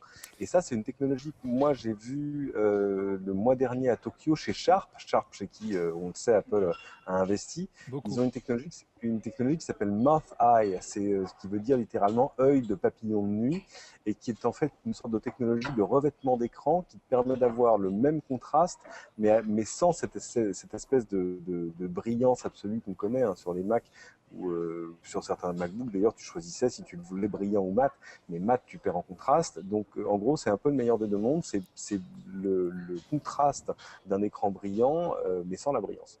Alors nous sommes à près de presque 1h, 50 minutes de direct pour On refait le Mac. On commence à découvrir les éléments à l'intérieur de cet iMac. Apparemment, il y aurait 2 disques durs, un disque dur classique de grande capacité et un disque dur flash pour la performance. Me trompe-je? Oui, non, c'est pas ça. En fait, il était en train de dire que certains voulaient de la rapidité du flash, d'autres la capacité du disque classique. Et en fait, ils mélangent les deux dans ce qu'ils appellent un Fusion Drive, D'accord. qui irait jusqu'à 3 téraoctets. Et c'est en cours. Donc, Donc en T'en clair, dis ce serait un plus, disque t'en dur sais plus. traditionnel avec des plateaux tels qu'on le connaît, couplé à de la mémoire flash pour doper les performances. je En t'en cache. dirai plus quand j'aurai capté. Bien. On sait qu'il y a un constructeur qui s'est spécialisé là-dedans justement pour contrer le marché du SSD. Je cherche son nom, mais je crois que c'est Seagate, sans me tromper. Fanny, est-ce qu'on a du nouveau du côté de l'hashtag ORLM? N'hésitez pas à nous poser Alors, nos questions oui, et nous il y a- encourager, on en a besoin. On a une question, ou en tout cas une réflexion qui revient, c'est est-ce qu'Apple vient de tuer le DVD et le CD justement en enlevant ses lecteurs de toutes ces machines? Ça fait à peu près 10 ans qu'ils l'ont tué avec l'iTunes Store, on peut le dire. Et puis il n'y a pas qu'Apple, mais on sait qu'Apple vend beaucoup, son modèle économique, c'est de vendre des films, vendre des morceaux de MP3 ou de AAC sur son site, donc ils ne vendent pas de DVD, donc effectivement, c'est plutôt une mauvaise nouvelle pour les constructeurs de CD, de DVD et du Blu-ray aussi, parce qu'apparemment Apple n'y va absolument pas. Une petite réflexion peut-être sur le Blu-ray avec Emmanuel Pampuri, c'est un domaine que tu connais un petit peu. Est-ce que ça décolle les ventes de films de Blu-ray? Est-ce qu'il y a un engouement aujourd'hui sur le marché ou Apple a raison de ne pas y aller? Raison ou pas raison, je ne pourrais pas me prononcer. Les ventes décollent un petit peu depuis que les lecteurs ont baissé. Oui, c'est quasiment Le gratuit dans prix les des- box voilà, notamment aujourd'hui. c'est quasiment maintenant pour 100 dollars, 100 euros, pardon, on peut avoir un bon lecteur Blu-ray. Après, ce qui est clair, c'est que Apple a toujours eu cette politique de devancer un petit peu les habitudes des consommateurs. Ça a été les premiers à nous supprimer le lecteur disquette, ça a été les premiers à nous mettre un port USB, alors que tout le monde ne jurait encore que par le SCSI ou des systèmes de communication un peu obsolètes. Maintenant, moi personnellement dans mon usage, j'avoue que je suis plus dans un usage de fichiers, mais je suis un sale geek et c'est pas le cas de tout le monde. Je connais encore beaucoup de monde qui aime bien avoir un objet et avoir à visionner un DVD en tous les cas. Voilà. Au moins, tu aimes avoir le choix en tout cas. Ouais. Pas qu'on te l'impose. Rodrigo, qu'on n'a pas entendu beaucoup ce soir, tu prends la parole quand tu veux, Rodrigo. Une réflexion concernant justement la disparition du disque optique. C'est quand même un tournant de l'histoire de l'informatique ce soir. Moi, je viens de tweeter qu'Olivier se souvient quand il veut que j'existe et que je suis là. Mais hein, oui, sinon mais je prends fais la sieste. parole, on est nombreux ce soir. Impose-toi.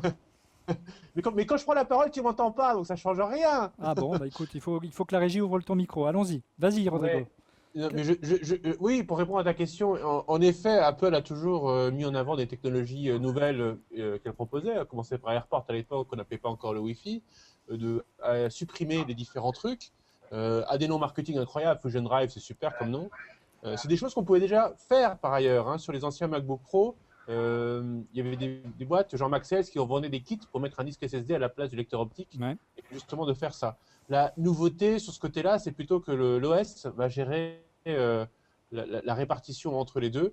Ça c'est malin du côté de l'OS. Non, je voulais dire en général que je m'ennuie moi sur les keynotes d'habitude. Il n'y a pas d'effet waouh. J'ai pas envie d'acheter. Il faut regarder toutes les archives. Là, tu fais Et chauffer là, la pour carte l'instant, bleue. et là, c'est presque un sans faute. Le portable, il m'a l'air top. Tel qu'il a été présenté, il m'a l'air top. Il est Ouais. beau, il est simple, il est léger, il coûte juste cher. Il Mais faut il m'a juste l'air avoir les top. moyens. La machine de bureau, elle a l'air top. Il y a vachement envie en fait de se faire plaisir pour Noël là. C'est très bien trouvé ce qu'ils font. Bravo. On a les prix, je crois, Alexandre, concernant ces nouveaux iMac. Alors, on a Toujours les deux prix, formats d'écran. Hein. Donc déjà, il est toujours disponible en deux versions, 21.5 et 27 pouces. Le 21.5 démarre à 1300 $ en 2,7 GHz Core i7. Donc il prend $100 Disponible par rapport à à l'ancien partir du modèle. mois de novembre. Ouais, Le donc il prend 27 $100. pouces démarre à 1800 $, disponible en décembre avec un 2,9 GHz Core i5. Et juste petite précision donc, sur ce qu'ils appellent le Fusion Drive, ce serait donc un système qu'on appelle de disque hybride avec une partie flash et une partie Voilà, c'est ça. classique, avec un système qui permet de, à la volée, répartir les fichiers en fonction de ceux qui sont les plus utilisés, de les mettre sur le flash et les autres sur la partie comment dire, à plateau. Ça, donc automatiquement, Mountain Lion gérerait ça de façon transparente pour l'utilisateur. Alors, ça a C'est possibilité. parti hein, pour les iPads. Je sais pas si Ouais. tu as vu. Le dernier Voilà. chiffre qu'on avait c'était 87. Ça y est, ils ont pété les 100 millions d'iPads il y a 15 jours. Voilà, les 100 millions 100 d'iPads millions. vendus. C'est ouf, Tim hein. Cook est revenu sur scène, si on a peut-être une petite image à montrer. Mais vous le voyez, si vous avez la fenêtre d'Apple, qui apparemment rame aussi, donc on n'est pas les seuls, donc tout va bien. 100 millions d'iPads vendus depuis quoi? Depuis la création de la tablette. 3 ans. C'était... Depuis si 2 ans on- et demi. Ouais, Cédric, on était ensemble. Ouais, on était presque en duplex ensemble au moment où le produit a été lancé. Peu de gens y croyaient à l'époque, hein, c'est le moins qu'on puisse dire. Non. c'est pas vrai. Non, c'est pas vrai. Non, ça c'est Ah. encore un truc de fanboy tout pourri. Peu de gens il y y a- croyaient, je suis désolé. Non, je suis désolé. Allez, tu peux vas-y, aller développe. Tu trouveras des papiers disant ah est-ce que vraiment il y aura un succès etc. Moi honnêtement j'ai eu plus de Non, mais doutes je ne parle pas de bizarrement. toi, je dis peu de gens en non. général, beaucoup d'observateurs. Ne Il te y sens avait pas des attaqué, observateurs. Cédric. Non, pas du tout parce que moi j'y croyais. Mais Oui, ma fiche de même l'iPad. si- Et moi aussi, c'est dans les archives de French Connection sur l'excellentissime Feu LCI Radio. Ah, c'était bien. Voilà. Mais continue, Cédric. mais non, il y avait évidemment des observateurs pour dire ça marchera pas. Mais tu sais, c'est facile de faire du journalisme comme ça parce que ça fait du clic. Mais non, le sentiment. Attends, il y avait quand même une attente, quoi. C'est-à-dire, ils vont faire une tablette, qu'est-ce qu'ils vont faire? Et les gens ont été bluffés. Alors, c'est vrai qu'au début, on disait, oui, bon, on dirait un iPad quoi. Enfin, un iPod Mais non, on peut pas dire peu de gens y croyaient, c'est pas possible. C'est Bon, sûr. apparemment, de quoi nous parle-t-on? Ah oui, Revenons en est direct. train de- Priorité au direct, dirait une grande chaîne de Et, télé. on est mi-octobre, fin octobre. Oui, C'est clair, on- ils sont en train de faire les courses de Noël là. Oui, c'est clair. Bien sûr. Il est C'était il est en train de remplir le sapin de Noël et il va nous faire un petit coup de piqûre sur l'iPhone 5 Ouais, et l'iPod ils sûrement avaient vers la presque fin. atteint la date de péremption. On est vraiment Oui. limite Juste- pour lancer les juste produits pour Noël. rebondir sur Oui, ce Alexandre. que tu lançais, Olivier, comme sujet. Ceux qui ne croyaient pas à l'iPad, c'était pas les consommateurs, c'était les concurrents. de Les l'iPad. concurrents, ceux qui misaient sur les tablettes, Voilà, les ça ne tablettes, marchera les jamais, il n'y a ordinateurs pas de ultra clavier, légers. enfin exactement le les même IPC. discours que sur l'iPhone au départ. Bon, on a vu qu'ils se sont trompés, que maintenant tout le monde est dessus. Il y a une petite statistique là qui vient de tomber. sortir Tim Cook sur le trafic web généré par les tablettes. L'iPad cannibaliserait 91% du trafic web des tablettes dans le monde. Mais là encore, Alors- c'est bizarre parce qu'on est en train de dire, il a fait des comparaisons de vente entre l'iPad versus les PC des autres marques. C'est toujours Ouais. un petit peu curieux parce que quand l'iPad cannibalise une vente d'ordinateur, c'est juste dans le portefeuille du consommateur. Je connais pas de gens qui vont dans un magasin pour acheter un ordinateur portable et qui reviennent avec une tablette. ça n'arrive pas. Enfin, je connais pas je connais personne à qui ça arrive. Ça doit arriver. Hein. Mais là, quand il nous dit, regardez, en fait, il dit, il y a plein de tablettes sur le marché, il en sort une par jour. Mais évidemment, quand on regarde Those That Matters, c'est-à-dire celles qui font le marché, l'histoire est tout autre. Et il sort cette stat sur la consommation web des tablettes. Je préférerais qu'il nous sorte des stats sur les ventes de tablettes. Ce serait un peu plus parlant. Ouais, mais on est chez Apple. Hein. Ils Ouais. ne donnent que des chiffres qui sont tout beaux, tout gentils dans le monde des bisounours. Alors, peut-être une réaction Ouais, d'Emmanuel c'est- Paquette que je voyais dodoliner. Emmanuel Paquette. Non, je voulais simplement rappeler, alors vous me corrigez si je me trompe, mais dans la biographie Jobs qui est sortie, Walter Isaacson. voilà, Steve Jobs rappelait que lors de la sortie de l'iPad, il avait été fortement attaqué et il avait été totalement dépité. Et c'était pas que par la presse, Attaqué c'était par aussi les fans. par les fans. Voilà, Il avait il n'y été avait pas de port USB, il y avait très pas. touché et très Exactement, contrarié il y par avait les réactions. énormément de critiques. Moi, je l'ai été personnellement à l'époque. Je me suis trompé, je l'avoue, mais j'étais extrêmement Tu critique. vois, Mais, pourtant ouvert les mais, yeux il- déjà à l'époque, hein, Emmanuel. Mais il y en a eu beaucoup. Il y a eu beaucoup d'articles dans le Wall Street Journal. Il y a eu beaucoup de fans qui étaient extrêmement déçus en disant que c'était un gros iPhone qui ne se rentrait pas dans la poche. Je ne sais pas si vous vous souvenez de cette publicité où on voyait sur Internet quelqu'un qui essayait de rentrer l'iPad dans sa poche et qui n'y arrivait pas, à courir avec, à marcher avec. Enfin voilà, il y a eu beaucoup de bashing sur l'iPad au départ. Quand même. Alors, il semblerait que du côté de la keynote en direct, du côté d'Apple de San José, on se dirige vers le marché de l'éducation. On glisse tout doucement vers le marché de l'éducation. C'est un secteur important pour Apple historiquement et surtout important dans la perspective de l'arrivée d'un iPad éventuellement moins cher pour équiper notre chère tête blonde. L'éducation, Emmanuel, garde la parole. C'est un secteur important pour évangéliser notamment les futurs utilisateurs d'iOS. Oui, alors c'est un marché qui depuis longtemps intéresse tous les acteurs de l'informatique. Hein. En France, on a B2I. Je ne sais pas si tu l'as eu d'ailleurs, je pense pas, Non. Olivier. Non, Donc le j'ai brevet pas eu. informatique et Internet, qui est obligatoire maintenant depuis 2007-2008. Donc il y a des appels Je suis d'offres, trop les vieux pour collèges, ça. Ouais, c'est ça. Les collèges font des appels d'offres pour ça. Ils peuvent être équipés de Mac de temps en temps, mais ça coûte très cher. Et le plus souvent, c'est plutôt des PC tournant sous Windows avec Office ou du logiciel libre, parce qu'on n'oublie pas le logiciel libre, notamment OpenOffice ou d'autres systèmes comme cela. Et donc aujourd'hui, il y a déjà un brevet d'utilisation de l'informatique et d'Internet. Et effectivement, on apprend aux jeunes à utiliser un environnement, et plus tard, ils vont continuer à utiliser cet environnement. Il y a un phénomène d'habitude. On va encore acheter de l'Office ou on va encore acheter des PC. Et donc, plus on prend jeune la clientèle, plus on peut l'accompagner longtemps dans la vie et en faire des accros. Oui, donc apparemment, je suis en train de suivre en même temps ce qui se dit. Pour pouvoir asseoir sa stratégie, Alexandre, en matière on va essayer de reprendre le fil du conducteur qu'on avait prévu au départ. Sur mais- l'éducation. tu Ouais, veux sur dire. l'éducation, Oui. il y a l'arme secrète d'Apple, entre guillemets, si on peut appeler ça une arme secrète. C'est une application qui s'appelle iBooks Author, qui permet à n'importe qui, là on revient, je dirais aux origines d'Apple, la création, de créer des manuels scolaires, de créer des ouvrages en matière d'éducation. Je pense qu'on avait quelques images pour illustrer ça, je ne sais pas si on peut retrouver ça en régie. C'est assez simple d'utilisation, on s'est plutôt régalé, nous, à Ecriade, à l'utiliser, notamment Alexandre.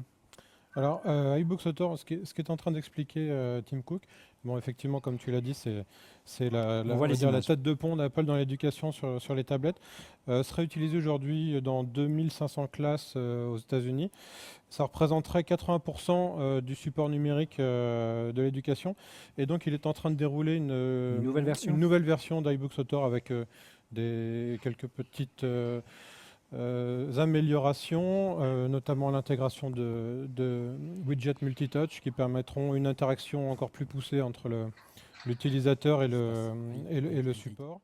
Et ça suit son cours, je suis en train de suivre ça. Bon, c'est le retour de Phil Schiller sur scène. Ah, on annonce du Pour la matériel. démo. Ouais, vous êtes un peu en avance sur moi. Moi, j'ai toujours Tim Cook, mais je ne sais pas pourquoi, mais c'est comme ça. Phil Schiller n'est Ah, pas là, oui. on fait, hein. Mais nous, on est journalistes high-tech, nous. Je te remercie. Qu'est-ce qu'il faut pas entendre Qu'est-ce qu'il faut Faut que t'ailles sur- Tu es faut que journaliste t'ailles high-tech, ouais. Oui, j'aimerais bien avoir ton salaire. sur- Passons. Eh, tadan, tadan, nanana. Faut que t'ailles sur un gadget. Hein. Je sais plus où j'en suis, moi, avec Mec, j'y suis, moi, Rodrigo. sur un Donc gadget. ça y est, on a déjà le premier coup de cœur de Rodrigo. Non, parce que la vidéo chez Apple a jusqu'à 2 minutes de retard sur le direct. Ouais, j'ai Donc, en fait, l'impression. il vaut mieux être sur le live blog. Ok, iPad 4ème génération, c'est parti. Bon, donc apparemment, les rumeurs avaient raison de voir arriver une nouvelle génération d'iPad et pas simplement un iPad mini. Qu'est-ce qui se dit de ce côté-là? Moi, je vais aller pendant ce temps-là regarder du côté des sites, puisque la vidéo est en retard. Et le meilleur commentaire sur Twitter, c'est quand même Oui. @ParisLemon, MJ Sigler qui dit iPad 4 bitches. Ouais, Eh c'est ben, assez. c'est quand même triste d'imaginer que l'iPad 3 est déjà vieux. Ouais, Ah, surtout- je suis trop bon, je suis trop bon, je suis trop bon. Donc c'est assez surprenant pour C'est la reprendre. nouvelle puce A6, je vous l'avais dit. Ouais, Je c'est suis vrai. trop bon. Ouais. C'est assez surprenant de voir que si rapidement Apple a renouvelé quoi. Il a même pas en l'espace de 6 mois hein, Même pas, son non. iPad. D'ailleurs, il n'avait pas l'appelé l'iPad 3, le nouvel iPad. Alors, on ne sait pas s'il disparaît encore, mais si rapidement qu'Apple mette à jour son iPad, ils accélèrent le rythme. C'est assez surprenant, une fois par an d'ordinaire. Ça veut dire quoi? Ça veut dire Alors, que l'iPad 3 était raté, Ça fait messieurs? comment? Bah, je sais. On va voir si le design change. Est-ce que par exemple ils ont réussi à gagner un peu de poids ou à l'affiner parce que Donc, c'est c'est le une seul puce vrai reproche qu'on ait à A6X, faire. hein, apparemment. Oh, il a une nouvelle Voilà. caméra 720p, on s'en fout un peu. 10 heures de batterie. Non, mais ils le mettent à jour par rapport au spec de l'iPhone 5. C'est un L'iPad gros 4, il iPhone ressemble 5. à l'iPhone 5. Ouais. C'est ça. Ok, il fait du LTE dans tous les sens, il fait du Wi-Fi avec l'alphabet soupe, tout va bien. Voilà. Et, Il fait. et le connecteur Lightning, vous êtes trop bon. Olivier Friguera, je te rends ce qui est à toi. Ah, quand même, merci. Voilà. Et 10 heures de batterie, on l'a dit. Donc de la 6X, donc un processeur, nouvelle génération de processeurs encore une fois. Donc c'est pas le Très processeur bien. de la 5, c'est pas le processeur de l'iPhone 5, hein, puisque c'est de la 6X. Non, c'est une version. Parce que de toute façon, maintenant les processeurs, tu les mets sur mesure pour ce que tu veux faire. Tu vois Ouais. ce que je veux dire? Tu as une Alors, panoplie de fonctions. un de point taille de- important, Cédric, c'est la 4G. Apparemment, il y a aussi une mise à jour de ce côté-là pour que le produit soit plus compatible avec des régions, notamment on pense à Et l'Europe. noir et blanc, et il commence à 500 $. Voilà, Donc il c'est est le noir. même en fait. C'est le même et à 500 $. C'est juste une mise à jour. La Wi-Fi est 2 fois plus Ouais. rapide. Mais qu'est-ce qu'on peut dire sur le 4G apparemment? Qu'est-ce qu'on peut savoir peut-être, Emmanuel ou Alexandre, si tu as une info?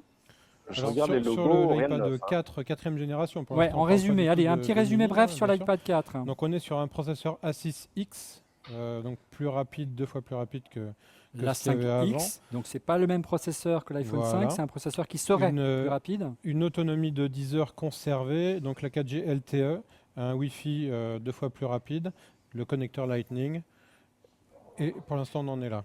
Enfin en tout cas sur l'image qu'on a, parce que Oui, Il y a une apparemment, grosse ouais. interrogation sur Ouais. le fait de la compatibilité sur la 4G Ah, en c'est le France. petit iPad, c'est le petit Parce iPad, que- c'est le petit iPad, ça y est, c'est sorti. Il n'y a aucun logo d'opérateur français et on qui est sur soit- un prix de 499 $ en version 16 Go. Donc ça reste à peu près dans les mêmes prix que l'ancienne génération. Il semblerait que donc on se dirige vers l'iPad mini. Qu'est-ce qu'on peut dire déjà de cet iPad mini? Je regarde juste brièvement les prix de l'ancienne génération de l'iPad 3. Il était à 499 $, donc les prix ne changent pas apparemment, juste une simple mise à Oh, jour. il est plus petit qu'il est mignon, qu'il est beau. J'ai l'impression que c'est... On dirait un il va- Nexus 7. Oui, j'aimerais bien te montrer les images, mon pépère. Mais on va les Et voir ben- bientôt. Allez, ça va bientôt arriver, ça va bientôt tomber. Mais effectivement, on a l'avance sur la vidéo par rapport aux images qu'ils publient. Et comme une fois, on ne peut pas publier les images d'Apple, nous n'avons pas les droits et nous ne voulons pas aller en prison et on veut que Refait le Mac continue encore Et quelques la temps. première feature, ça tient dans une main. C'est pas Waouh, tout le monde applaudit, Ah. trop fort. Ouais, mais attends, non, il a raison. Il a Il est- raison. Moi, Oui, moi, ça a Cédric, été pourquoi il a moi, raison?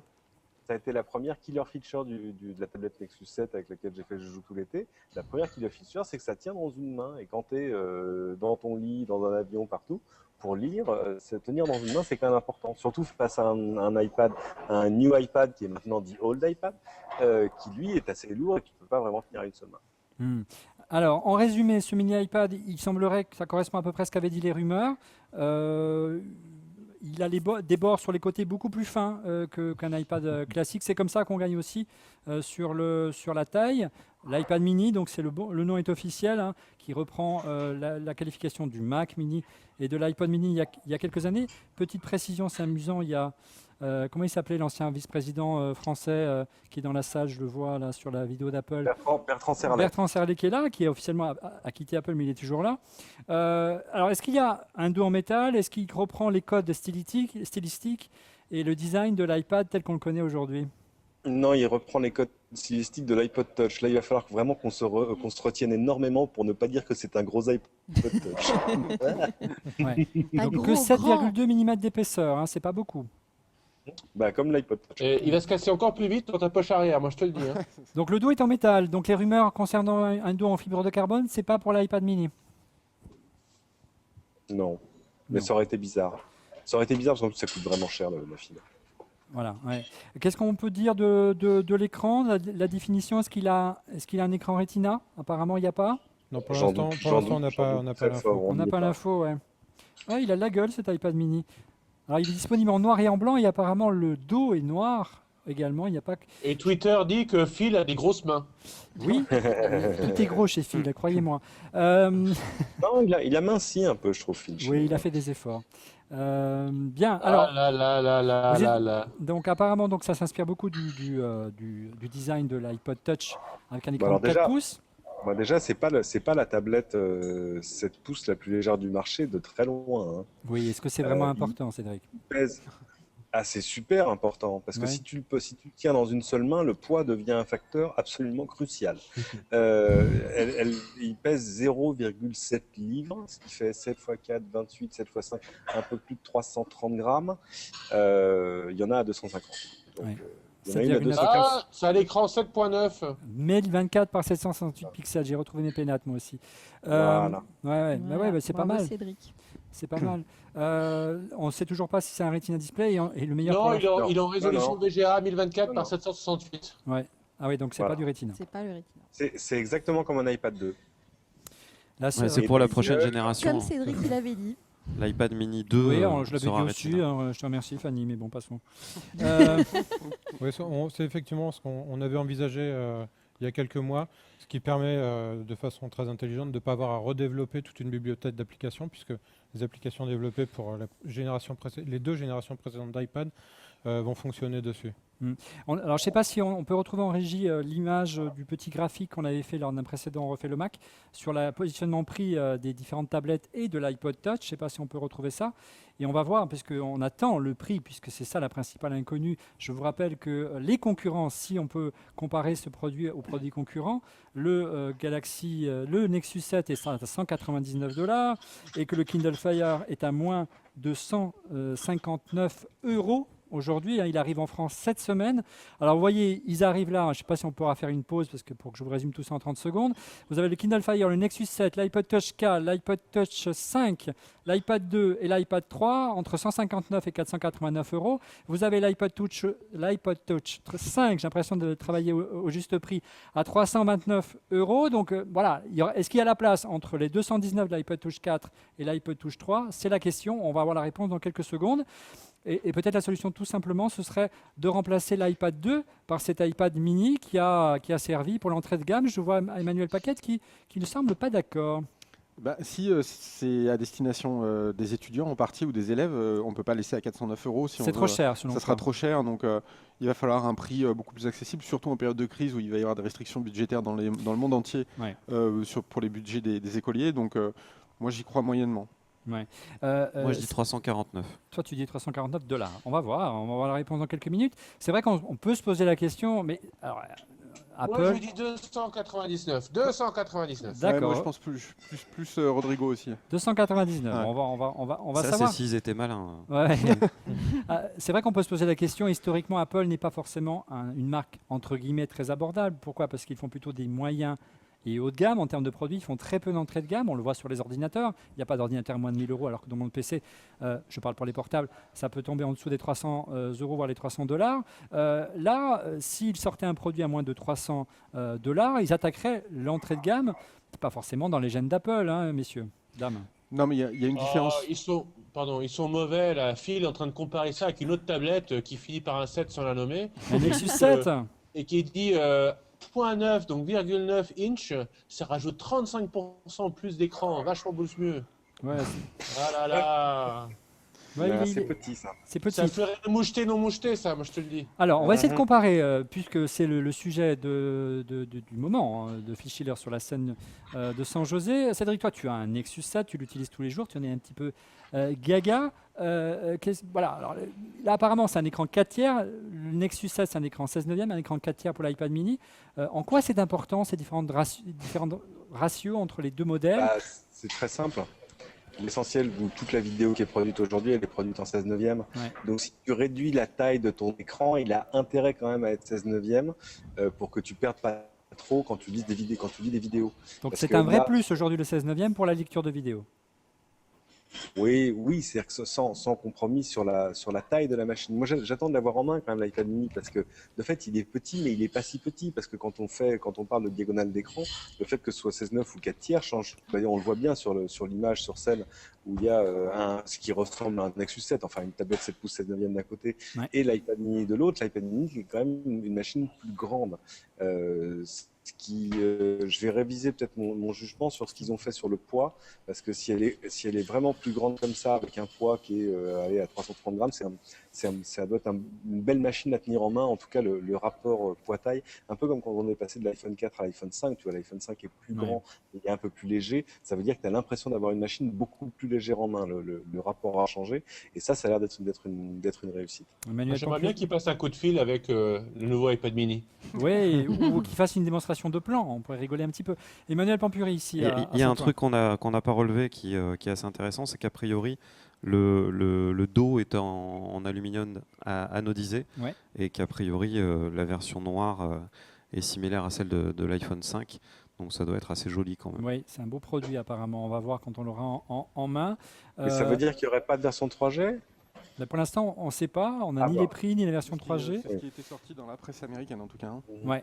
Dans la presse, tu disais. Pour on faire n'a pas des, entendu justement Emmanuel. pour faire des économies. Et puis, On- et on c'est a- pour ça aussi que je pense plutôt pour un 299, c'est que contrairement au passé, pour la première fois, Apple se trouve face à des sociétés qui ont tous des magasins en ligne pour vendre des applications, de la musique, des vidéos. Avant, c'était jamais le cas. Ça n'a jamais été le cas. Ils avaient toujours un facteur de différenciation très fort qui était on contrôle le contenu. Si vous voulez avoir accès au contenu, achetez nos produits.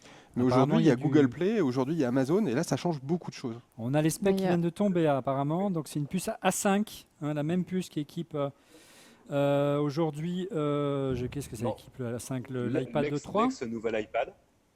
Et il y aurait une version LTE apparemment, une version 4G. Ah bon. Eh ben voilà. FaceTime HD, caméra, 5 millions de pixels pour la caméra arrière. Et bien sûr, elle serait équipée d'un dock, d'une prise Lightning, le nouveau format mais alors, il va être cher. de dock d'Apple qui coûte cher. Et Apple semble accélérer la transition de Négatif. passer du format dock que vous avez ici Bon. sur ce Compris. vieil iPad que je vais pas tarder, Donc, j'espère, un jour à remplacer. Oubliez- par le oubliez, Lightning. Ça veut dire que Oui, Cédric, ça veut dire que l'iPad 2 c'est terminé et ça veut dire qu'on va switcher de l'iPad 2 à l'iPad mini apparemment. et qu'en fait il serait pas en train de s'attaquer à un marché low cost parce qu'avec ces specs là ils vont peut-être tirer un peu les prix par rapport à l'iPad 2, c'est à $349, mais je les vois pas tomber à 299 avec. Je rejoins Cédric sur son Alors, on va la voir. carte En attendant Apple. parce que là, il C'est passe moi une qui l'ai dit. petite vidéo. Moi, je pense qu'il va être un peu plus cher, mais allez, on ouvre les Mhm. paris. Pendant que Apple balance une vidéo de promo de l'iPad mini, qu'est-ce qu'il y a en face en termes de prix? On l'a dit tout à l'heure. Il y a d'abord le Kindle Fire. C'est Amazon qui a explosé les prix sur le marché l'an passé, au mois de septembre, en sortant. Qu'est-ce qui se passe, Rodrigo? Non, rien, D'autres- ça, bon, c'est très bien. marrant. Qui a explosé les prix avec son Kindle Fire. Ils ont créé la surprise avec vraiment une version très accessible de sa liseuse, sauf que là, c'est une vraie tablette couleur avec, vous voyez, une version remaniée d'Android. Donc aujourd'hui, si vous avez besoin d'acheter une Kindle Fire qui arrive en France, donc elle revient à moins de 150 €. Elle arrive en France, donc on est très loin pour l'instant des prix d'Apple. Il s'en serait vendu quelques camions quand même, du moins aux États-Unis, parce qu'elle est disponible que là-bas pour le moment et dans quelques pays d'Europe. La part de marché indiquée par Amazon est de 22% aux États-Unis, c'est pas inintéressant. Et selon iSupply, Amazon aurait livré 2 millions de Kindle Fire depuis lors du second trimestre 2012. Là, on a passé le cap des 100 millions d'iPad depuis son lancement, donc on n'est pas sur la même échelle, mais l'iPad est là depuis 3 ans. De l'autre côté, donc en gros, ils auraient, si on s'en tient au second trimestre 2012, ils en seraient à 4% de part de marché contre 9% pour Samsung. En face, qu'est-ce que vous avez? Vous avez le Nexus 7, je ne sais pas si on a la Et vidéo. vous savez quoi? En Oui. fait, ils viennent de nous faire un iPad 2 plus petit. Ça, j'avais Comme la remarqué, résolution de Rodrigo. Ouais. Oui, non, mais comme l'iPad 2 avait une résolution pourrie, il nous l'a fait plus petit, comme ça, les résolutions proches du Retina. Et en fait, l'argument qui va faire que ce truc va marcher ou pas, c'est le prix. Donc, Ouais, si alors- nous sort un prix genre 300, allez, max 350 avec tous les add-ons, ça va faire un carton ce truc. Hein. Donc en face, C'est moitié prix qu'il n'y en avait pas 3, quoi. ouais, on va voir, parce qu'il y a quand même à l'argument prix, on a vu que le Kindle Fire était très accessible. Le Nexus 7 dont vous parlez, de Google, fabriqué par Asus, dont vous parlez Cédric, qu'on découvre à l'écran, qui a été lancé juste avant l'été, lors de Google I.O., la convention des développeurs Google, a plutôt bien marché. Alors on n'a pas de chiffre officiel concernant les ventes de ce Google Non. Nexus 7. Il y a une estimation qui a été faite par Piper Jaffray à partir des résultats financiers de Google. Ils estiment entre 800 000 et 1 million les ventes de Google Nexus Non. 7 Non, cet c'est plus- été, ce qui est quand même pas mal en termes de perf. Non, c'est plus que ça. Non, c'est plus que ça. Alors je termine, Cédric. Certains avancent même le chiffre de 6 à 8 millions d'ici la fin de l'année, sachant que la prévision originale de Google, c'était de 3 millions. Apple, en clair, en sortant cet iPad mini, se met au niveau de la concurrence. Et on est un peu surpris que ce ne soit pas Apple qui ait décidé d'investir ce nouveau marché et se contente, entre guillemets, de suivre la concurrence. On va voir le prix et on va voir après si ces produits sont vraiment comparables. Cédric. Bah, le truc, c'est qu'Apple a quand même tendance à privilégier la marge. Et là, c'est vrai que quoi qu'il fasse, la marge va être un peu réduite. Ce qui doit. Je ne sais pas si ça a déjà été fait. Ouais. Google doit annoncer un Nexus 7 qui reste au même prix, mais dont les capacités mémoire seraient doublées. C'est-à-dire que maintenant, pour $249, vous auriez une machine avec 32 gigaoctets plus 16, et la machine qui était aujourd'hui à 8 passerait à 16. Et on attend, mais là on tombe dans la rumeur, une annonce autour d'une tablette Nexus. Est-ce que ce serait une Nexus 7? Je ne sais pas. Plus grand, HD. Qui tomberait à $99. Mhm. Et alors là, une tablette Nexus, j'ai du mal à imaginer que ce soit la même. Il va bien falloir qu'ils fassent des concessions. Je secoue un peu la tête quand tu parlais des chiffres de vente, parce que là aussi, on manque de chiffres. Hein, les chiffres ne sont pas publics. Donc, on est forcé de faire des règles de 3 et de tirer des plans sur la comète. Mais C'est des ce que j'ai développeurs les développeurs qui vendent des applications sur Kindle et sur Nexus, par exemple, eux ont des chiffres et disent que l'usage qu'ils voient aujourd'hui sur Nexus est bien au-delà de ce qu'ils voient sur le Kindle, dont on sait là aussi qu'il se vend très bien. Et donc, ça fait des règles de 3 un peu compliquées. C'est pour ça que j'ai tendance à croire que le Nexus 7 se vend très bien, ne serait-ce que parce que tous les gens à qui je le mets dans les mains disent c'est combien, 200 €, j'en veux un tout de suite. Et il y a un commentaire très intéressant qui dit c'est la première Oui, fois depuis longtemps que Apple fait autant d'efforts pour se différencier de la concurrence. Alors, en quoi il se différencie de la concurrence?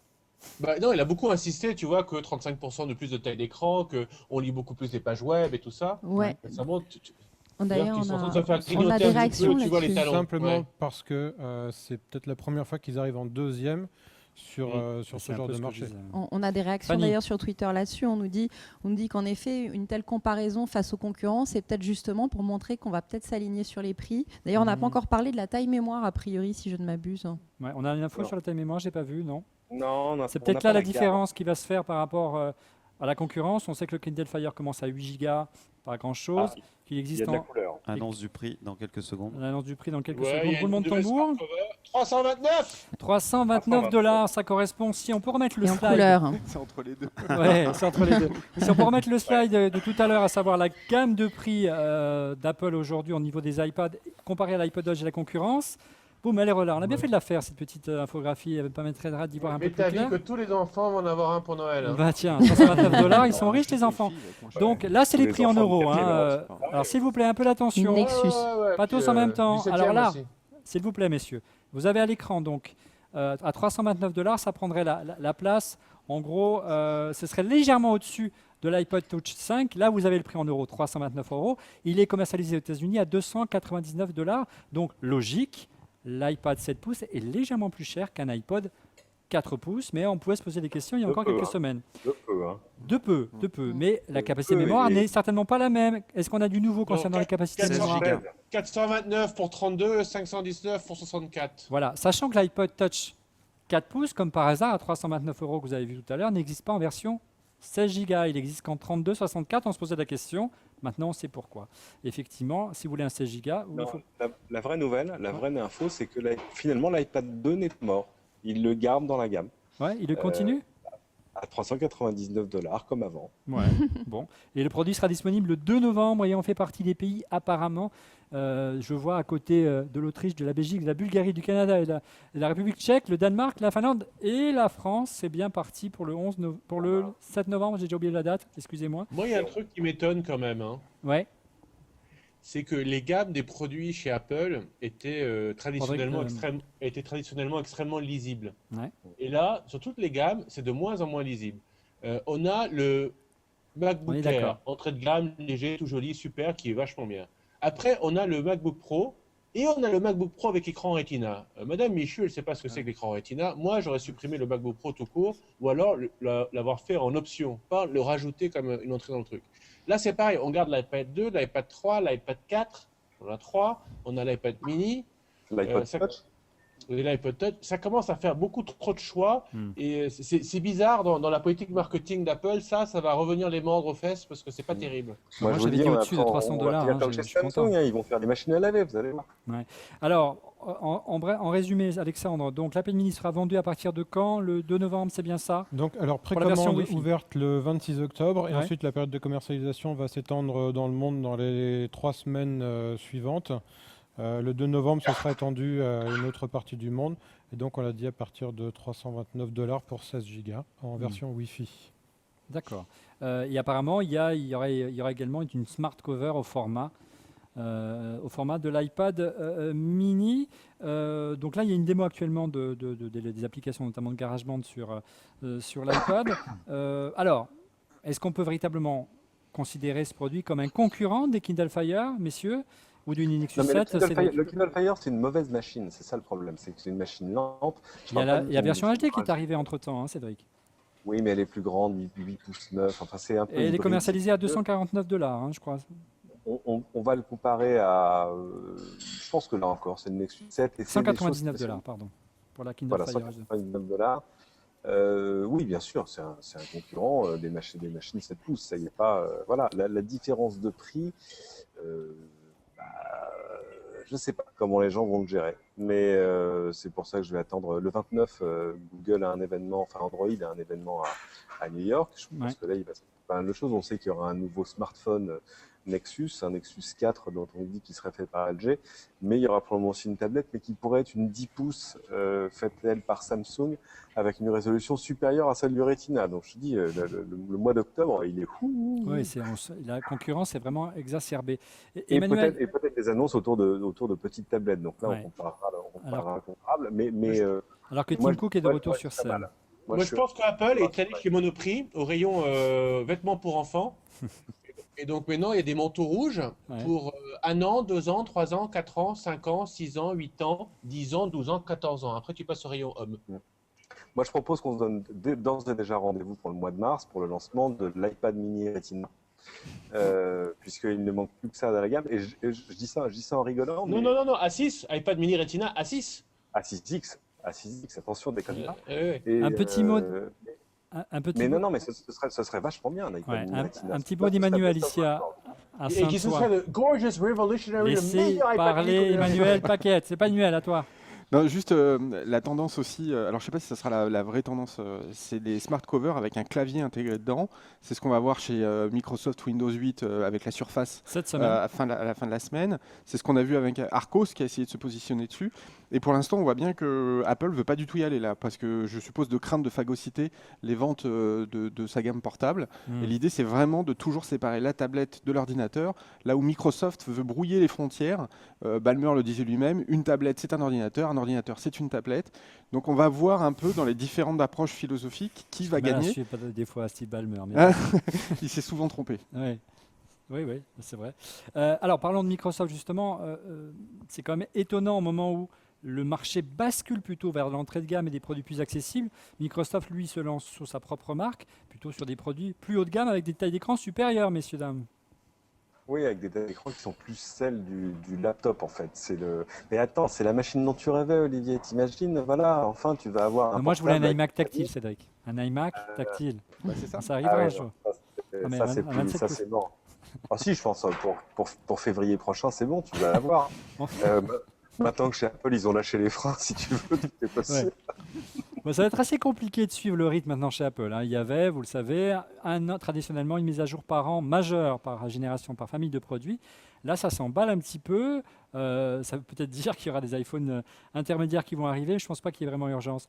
Oui, alors on continue Qu'est-ce sur... qu'il manque? Il manque l'iPhone Nano, cher à Monsieur X. qui n'est toujours pas sur Hangout apparemment, donc il n'a pas pu encore nous rejoindre. Ouais, mais c'est quand même lui qui avait dit qu'il ne croyait pas à l'iPad mini, donc si tu veux, Il doit se cacher, il doit se terrer au quand fond même de... une soirée noire pour monsieur On le X. verra pas ce soir. S'il n'est pas Ouais. là, ce n'est peut-être pas un Il y a un hasard. iMac mini qui est en préparation, on me souffle à l'oreillette. Un Mac mini, 15 pouces, ouais. 15 pouces, très bien. Ouais. À moins qu'Apple ait résolu le problème de monsieur X en lui re-signant un contrat. Mais Ouais. Bref, on va voir. Tu es Mais, bien dans ton lounge, là, Cédric? T'as pas un avion à prendre? alors, breaking news, mais vraiment, vous avez le cul bordé de nouilles. Mon avion a 52 minutes de retard en Ah, plus. c'est formidable, aérien, je m'en lasse pas. Mon deuxième avion qui remplace le premier, donc je suis avec vous pour quelques minutes encore. Alors, trop bien. est-ce qu'on peut faire une petite synthèse brièvement de l'iPad mini, les specs, les prix, Alexandre? Alors, j'ai pas eu le temps de noter tous les prix parce que c'est difficile de suivre toutes les sources. Je peux en te même les, temps. trou- c'est te les trouver. Voilà, Emmanuel les a, donc c'est Ouais. parfait. Donc a priori, Il a c'est déjà bon. commandé en fait, c'est pour ça. Ouais, ça y est, c'est commandé. 329 $ pour l'entrée de gamme, 429 en 32 Go, 529 en 64 Go. Et il faut rajouter 100 $ pour avoir la 4G sur tous les modèles. Ouais. D'accord. Bien, donc C'est rigolo, on nous dit que l'action Apple est tombée de 8 $ à l'instant de l'annonce du prix de l'iPad mini. Parce que c'était pas le prix que les analystes avaient estimé. Voilà. Exactement. C'est fou, analyste comme job. Hein. On devrait faire ça. En plus, je suis sûr que c'est bien payé. une petite question, Je crains, Fanny, ouais. côté Twitter peut-être, quelque chose Ouais, on a Avant une de question. conclure, parce que la keynote est terminée. On a une petite question intéressante, c'est est-ce qu'il aurait été utile sur une 7 pouces d'avoir justement un écran Retina? Est-ce que ça suffit pas justement cette résolution? Bah, ça aurait été chouette. Hein. T'imagines la finesse du truc. Et c'est possible parce que Fanny, comme moi, t'as vu à Tokyo les nouveaux écrans Sharp qui arrivent à faire sur du 4 pouces et demi, 5 pouces, du vrai Full HD, du 1920 sur 1080. Donc, c'est plus de 440 points par pouce. Si, c'est possible. 2, ce serait absolument sublime comme machine. Ouais, non, je confirme, c'était une Hmm. question, mais c'est Ça est-ce que mourir de c'était rire utile quand ou pas? même. Hein. Vogue vient de tweeter. Vogue, le magazine Vogue. Ouais, vient de tweeter. En résumé, on a Alexandre. vu un nouveau MacBook Pro, un iPad 4, le très attendu iPad mini, nouveau iMac, nouveau Mac mini. Je vous dis ça parce que tu vois, c'est des médias qui, a priori, n'ont rien à voir avec la tech. Tout le monde est dessus, quoi. C'est incroyable. Ouais. Enfin, tu sais, avant Ça lui a qu'Apple coupé la fasse chic, dis une donc. Vogue, il va quand même se passer du temps. C'est Karl Lagerfeld qui va plus savoir quoi faire. Voilà, il pourrait s'acheter autant d'iPad qu'il a de morceaux de MP3. Et tu rigoles, je pensais la dernière fois, j'imaginais Karl Lagerfeld arrivant à l'Apple Store Opera, évidemment, nulle part ailleurs, et disant bonjour, je voudrais 42 iPads, s'il te plaît. Voilà. Déjà en Et, iPhone 5, il doit ouais. attendre la livraison. Ouais, c'est possible. Alors que le live Mais on va avoir d'Apple... autant d'options que quand on va acheter des Durex, quoi. Hein. Vous le voulez en grand, en 12, en 7, en 7.9, en 13, en 11, avec l'option Retina, sans Alors, option Retina, Et bientôt, il y aura les parfums fraises. avec vanille. une capacité de 32 ou une capacité de 16, une capacité de 64. Bien. Tu parles du Alors, étant donné que, réservoir, étant donné que Rodrigo, ce j'imagine. podcast live part en live Capacité. depuis, c'est qu'à le dire, part en live et part en vrille depuis le début de cette émission. Je vous rappelle que le site On refait le Mac a été hacké. Merci les gars, ça nous fait plaisir. Pourquoi on Il refait est le revenu, Mac hein, On il est est des revenu. petits, nous, on est des gentils. Mais je sais pas, peut-être parce qu'il y a un journaliste de l'Express, donc Anonymous a voulu punir l'Express au travers de Refait le Mac. Je ne Bah, sais je leur pas. avais dit que le site allait tenir. Ouais, d'accord, voilà. Mais c'est très malin. Merci. Mais d'un autre côté, hein, Cédric, c'est un peu le rançon de la gloire si on nous hack. C'est qu'on considère qu'on est un petit peu important dans ce milieu, n'est-ce pas, Cédric Vas-y les chevilles. Ou quelqu'un s'est trompé. Hein, C'est Rodrigo qui dit ça, j'entends, j'hallucine. Je sais pas s'il a été réparé depuis, mais en tous les Ouais. cas, il semblait en ligne. Hein. Bon, bah, il est revenu, mais apparemment, l'équipe de Loudis veille. C'est bien, les Loudis, ce sont eux qui nous occupent de la maintenance du site et notamment de l'application ORLM. Alors, comme ça part en vrille, je vous propose qu'on termine vite cette émission et notamment, c'est de tradition terminée par la séquence préférée de Rodrigo, à savoir les coups de cœur. Ah, la régie n'est pas prête, donc les coups de cœur, vous savez, hein, voilà, les voilà. On commence tranquillement. Par qui on va commencer? Par Alexandre Lenoir, parce que c'est le premier à avoir répondu par mail sur son coup de cœur. Qu'est-ce que tu nous as réservé ce soir comme coup de cœur pour ce Alors, live? Moi, mon coup de cœur, il a un rapport avec la musique. Prends ton temps. C'est une petite table de mixage que fait Newmark qui s'appelle DJ2Go. C'est la plus petite table de mixage au monde. Alors, elle a une particularité, c'est qu'elle s'interface avec un Mac. C'est complètement plug and play et elle gère tous les logiciels de mixage qui sont compatibles MIDI en direct. On peut évidemment remapper toutes les touches si on a envie, mais c'est un produit très sympa et ça coûte de mémoire entre 50 et 60 euros, enfin, c'est-à-dire rien, quoi. Et c'est Oui. franchement, c'est très réactif, ça ne plante pas, c'est pas buggé, c'est exceptionnel. Je l'ai utilisé le week-end dernier avec l'app DJ qu'on trouve sur l'App Store qui coûte une quinzaine d'euros. Parce qu'il y a je sais 16 plus. heures perdues entre. Voilà, entre et Alcliet c'est on vraiment refait le très Mac. bien, donc je recommande. Il J'ai anime des un coup de soirées cœur maintenant, pour Alexandre, ce dedans, matériel. c'est énorme. Bien. Merci Alexandre. Donc une table de mixage. Du côté d'Emmanuel Paquette, une application pour l'iPad, je crois. iPad, iPhone et iPod Touch. Oui. Donc ça s'appelle Wi-Fi Caméra. Donc l'idée c'est de synchroniser sur un même réseau Wi-Fi ou un même réseau Bluetooth tous les accessoires donc de la gamme Apple et pour voir ce que l'iPhone voit sur son iPad et inversement. Enfin je ne sais pas trop si je suis clair, mais en gros ça peut servir si vous avez un On voit enfant et un l'écran. bébé et vous voulez surveiller ce qu'il fait dans sa chambre. Vous pouvez poser l'iPhone et vous pouvez avec votre iPad surveiller ce qu'il fait dans sa chambre. Ça se transforme en, Ou sa femme, mais enfin bon chacun en son truc. moniteur bébé. Ouais. Oui, j'avais bien deviné quel pouvait être l'usage détourné de cet appareil. Du côté de Fanny, qu'avons-nous comme coup de cœur ce soir? Tu veux Alors, imiter moi, Rodrigo, je crois, ce soir, avec le nombre de coups de cœur que j'ai dans ma liste. Non, je vais me limiter à 2, je vais essayer de ne pas le dépasser. Non, tu peux, on voit l'en est, je te dis. Donc, j'ai une application pour iPad, c'est un livre pour enfants justement, c'est Hocus Pocus. Ça coûte 3,99 € et c'est un très très beau livre numérique.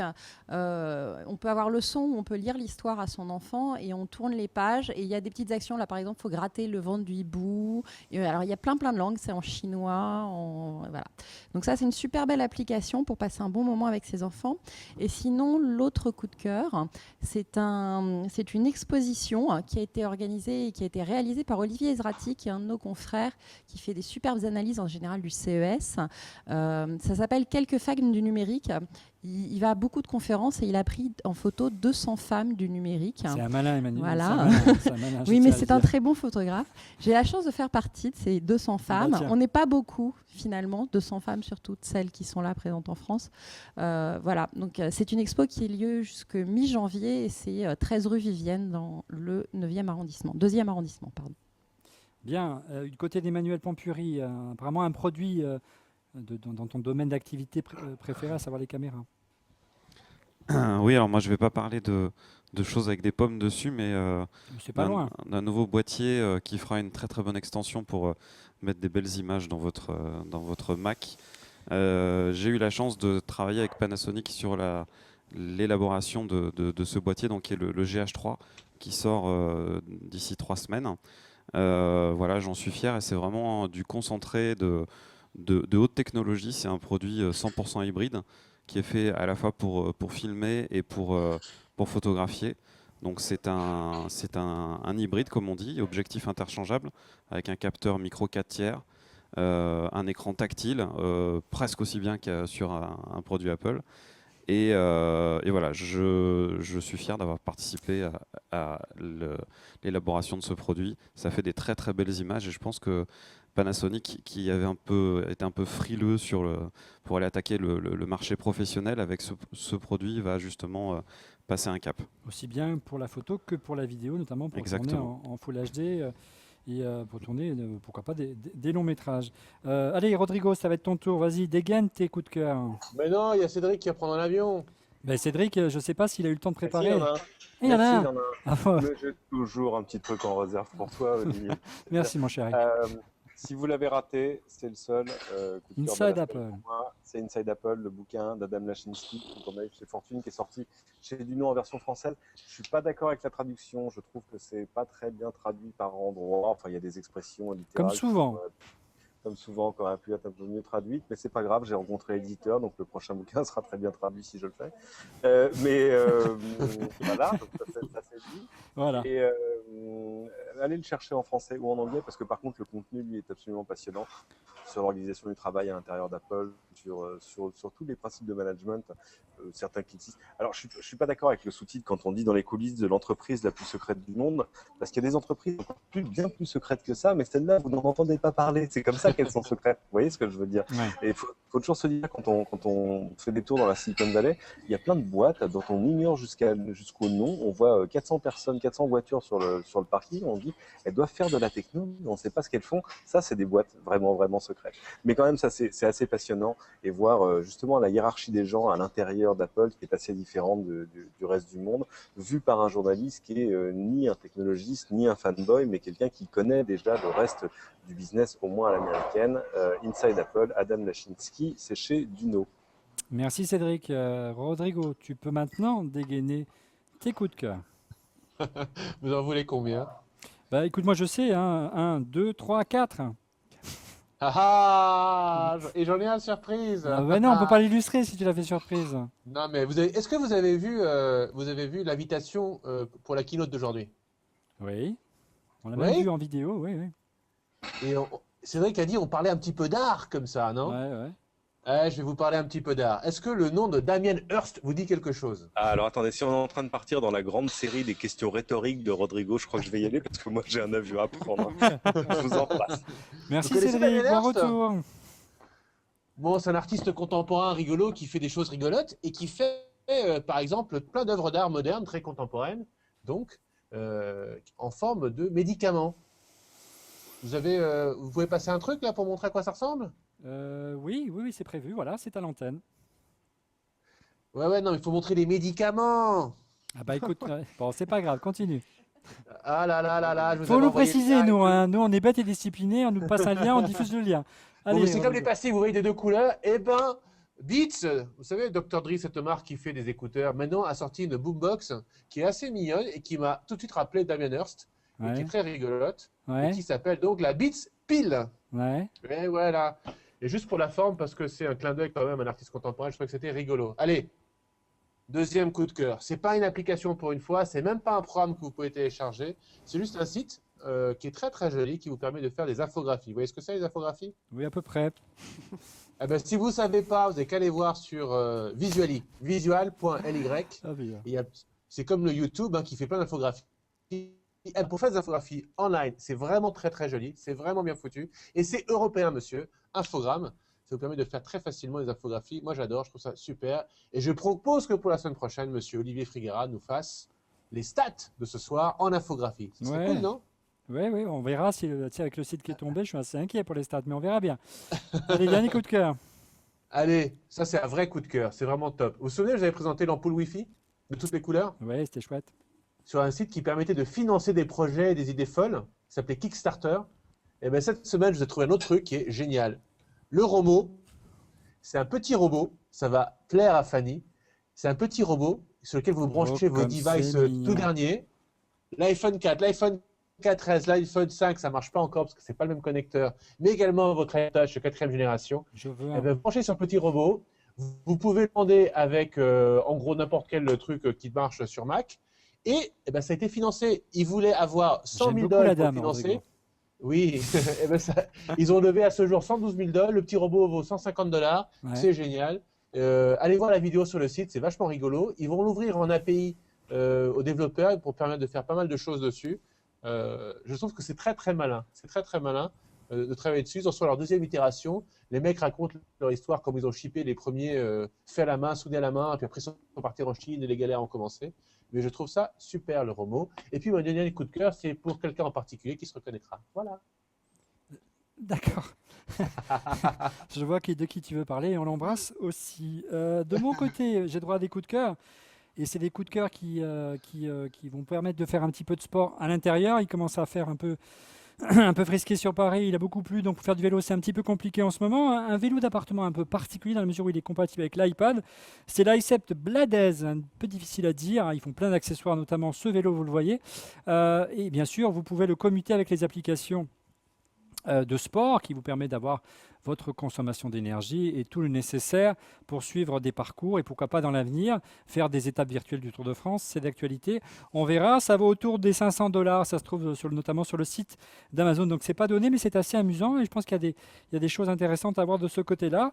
Rodrigo vous présentait un petit dock, un petit haut-parleur pour iPhone et iPod. Un vrai coup de cœur pour le dernier modèle signé Marshall. C'est un vrai ampli inspiré des amplis de guitare du célèbre fabricant d'amplis pour guitare Marshall.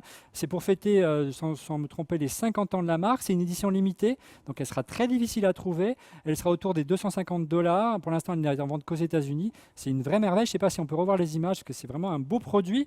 Alors, il n'y a pas de dock, on branche juste le jack sur l'ampli, mais c'est vraiment un très beau produit. Et ce serait pas mal que Marshall la tire en plus grande quantité. Voilà, on a fait le tour complet, près de 2 heures de direct exactement. Je ne me trompe pas, 1h50 de direct ensemble pour On refait le Mac dans des conditions un petit peu, allez, comment dire, originales pour pouvoir animer cette émission avec un côté, le live d'Apple qui était retransmis, ce qui n'était pas forcément prévu. Tant mieux, on préfère, on pouvait commenter plus facilement. J'espère que vous avez pris autant de plaisir que nous à l'animer que vous à le regarder. Oui, on me parle en même temps, mais c'est pas grave. On ne peut pas terminer cette émission sans une nouvelle fois remercier tous ceux qui ont participé, bien sûr, à la réalisation et à faire en sorte que cette émission soit possible. Je suis en train de perdre ma voix. À commencer par, bien sûr, Emmanuel Pampuri qui a fait en sorte qu'on puisse se retrouver ici dans les locaux de Comunimage. Un grand merci donc également à Comunimage qui a mis à disposition donc ces locaux, ces studios. Un grand merci à EVcorp, Olivier Hurtaud qui nous a fourni le TriCaster de folie pour tout envoyer en HD chez Dailymotion. Dailymotion, merci à Paul Hernandez. Apparemment ce soir, j'espère que vous n'avez pas eu trop de difficultés à vous connecter, du moins sur Dailymotion, si on fait le Mac, vous le savez. On a été hacké. Un grand merci à Froisson Bontemps, notre réalisateur, qui chaque semaine ne démérite pas pour que le podcast soit en ligne chaque samedi matin. Un grand merci à ceux qui sont derrière les caméras motorisées que vous pouvez pas voir, mais c'est assez épatant, notamment à Olivier Hurtaud qui était aux manettes. Un grand merci au son à Thibaut. Un grand merci à la lumière à Axeled, Jacqueline Delaunay. Et à nouveau un grand merci à Comunima, Sandrine Morvan et Michael Werner. Et au machineur, on l'a dit, Emmanuel Pampuri. Une petite pensée pour l'équipe de Loudis qui n'a pas démérité ce soir pour faire en sorte que le site revienne en route. Apparemment, Monsieur X essaye de nous joindre sur mon mobile, qu'il se connecte tout de suite sur Hangout s'il veut parler, parce que là, je vais bientôt conclure. Un grand merci également à toute l'équipe d'Icriette, David Benamou, Nicolas Gozlan, Valérie Mathieu, Ignatius, que je n'ai pas oublié, et bien sûr, Alexandre Lenoir. Un grand merci à Emmanuel Paquette. On n'a pas vu Alexandre à l'écran, mais il va arriver. Un grand merci à Emmanuel Paquette d'Alexpress. Un petit mot sur le dernier numéro d'Icriette. On n'en a pas beaucoup parlé ce soir. Allez, ouvrons-nous ça. Tiens. Allez, le voici. iPhone 5, 10 pages de test. Est-ce que vous allez craquer pour l'iPhone 5 ? Nous, on l'a bien aimé. Un dossier sur AirPlay, qui est une technologie qui est, à mon avis, vouée à prendre énormément d'ampleur dans les années qui viennent. Et puis, iOS 6, un petit retour sur les ratés de plan. Et est-ce que tout est vraiment bon à jeter dans iOS 6 ? On voit qu'il y a quand même encore de belles choses à garder. Alors, je viens à côté de toi parce que c'est toi qui as le retour pour Hangout, mais apparemment, il n'y a pas Monsieur X, donc Monsieur il ne peut X pas se n'est pas connecter. Donc, il nous livrera ses impressions la semaine prochaine. Donc, rendez-vous la semaine prochaine pour On refait le Mac.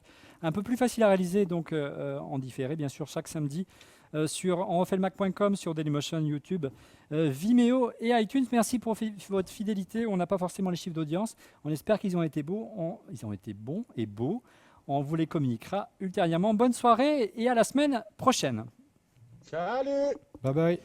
Et oui, on a oublié, ah oui, c'est impardonnable, on a oublié de parler de Steph Cartoon qui nous a réservé une petite illustration ce soir. Là, voilà, merci à François, le réalisateur, de me le rappeler, parce que ce n'était pas de mon conducteur. Alors, qu'est-ce qu'il nous a réservé ce soir, histoire de nous faire rigoler ? Apple, les origines, quoi ? Ah oui, là, vas-y, appelle ta mère. Oui, ok, il aime bien dénuder les jeunes femmes et les garçons aussi. On lui fait un grand coucou, Steph Cartoon. Il n'y a pas que lui, Olivier, hein. Il est en forme ce soir, Rodrigo. On va tout savoir. Je ne sais pas si je vais réussir à finir cette émission, mais en tout cas, je vous donne rendez-vous la semaine prochaine. Au revoir.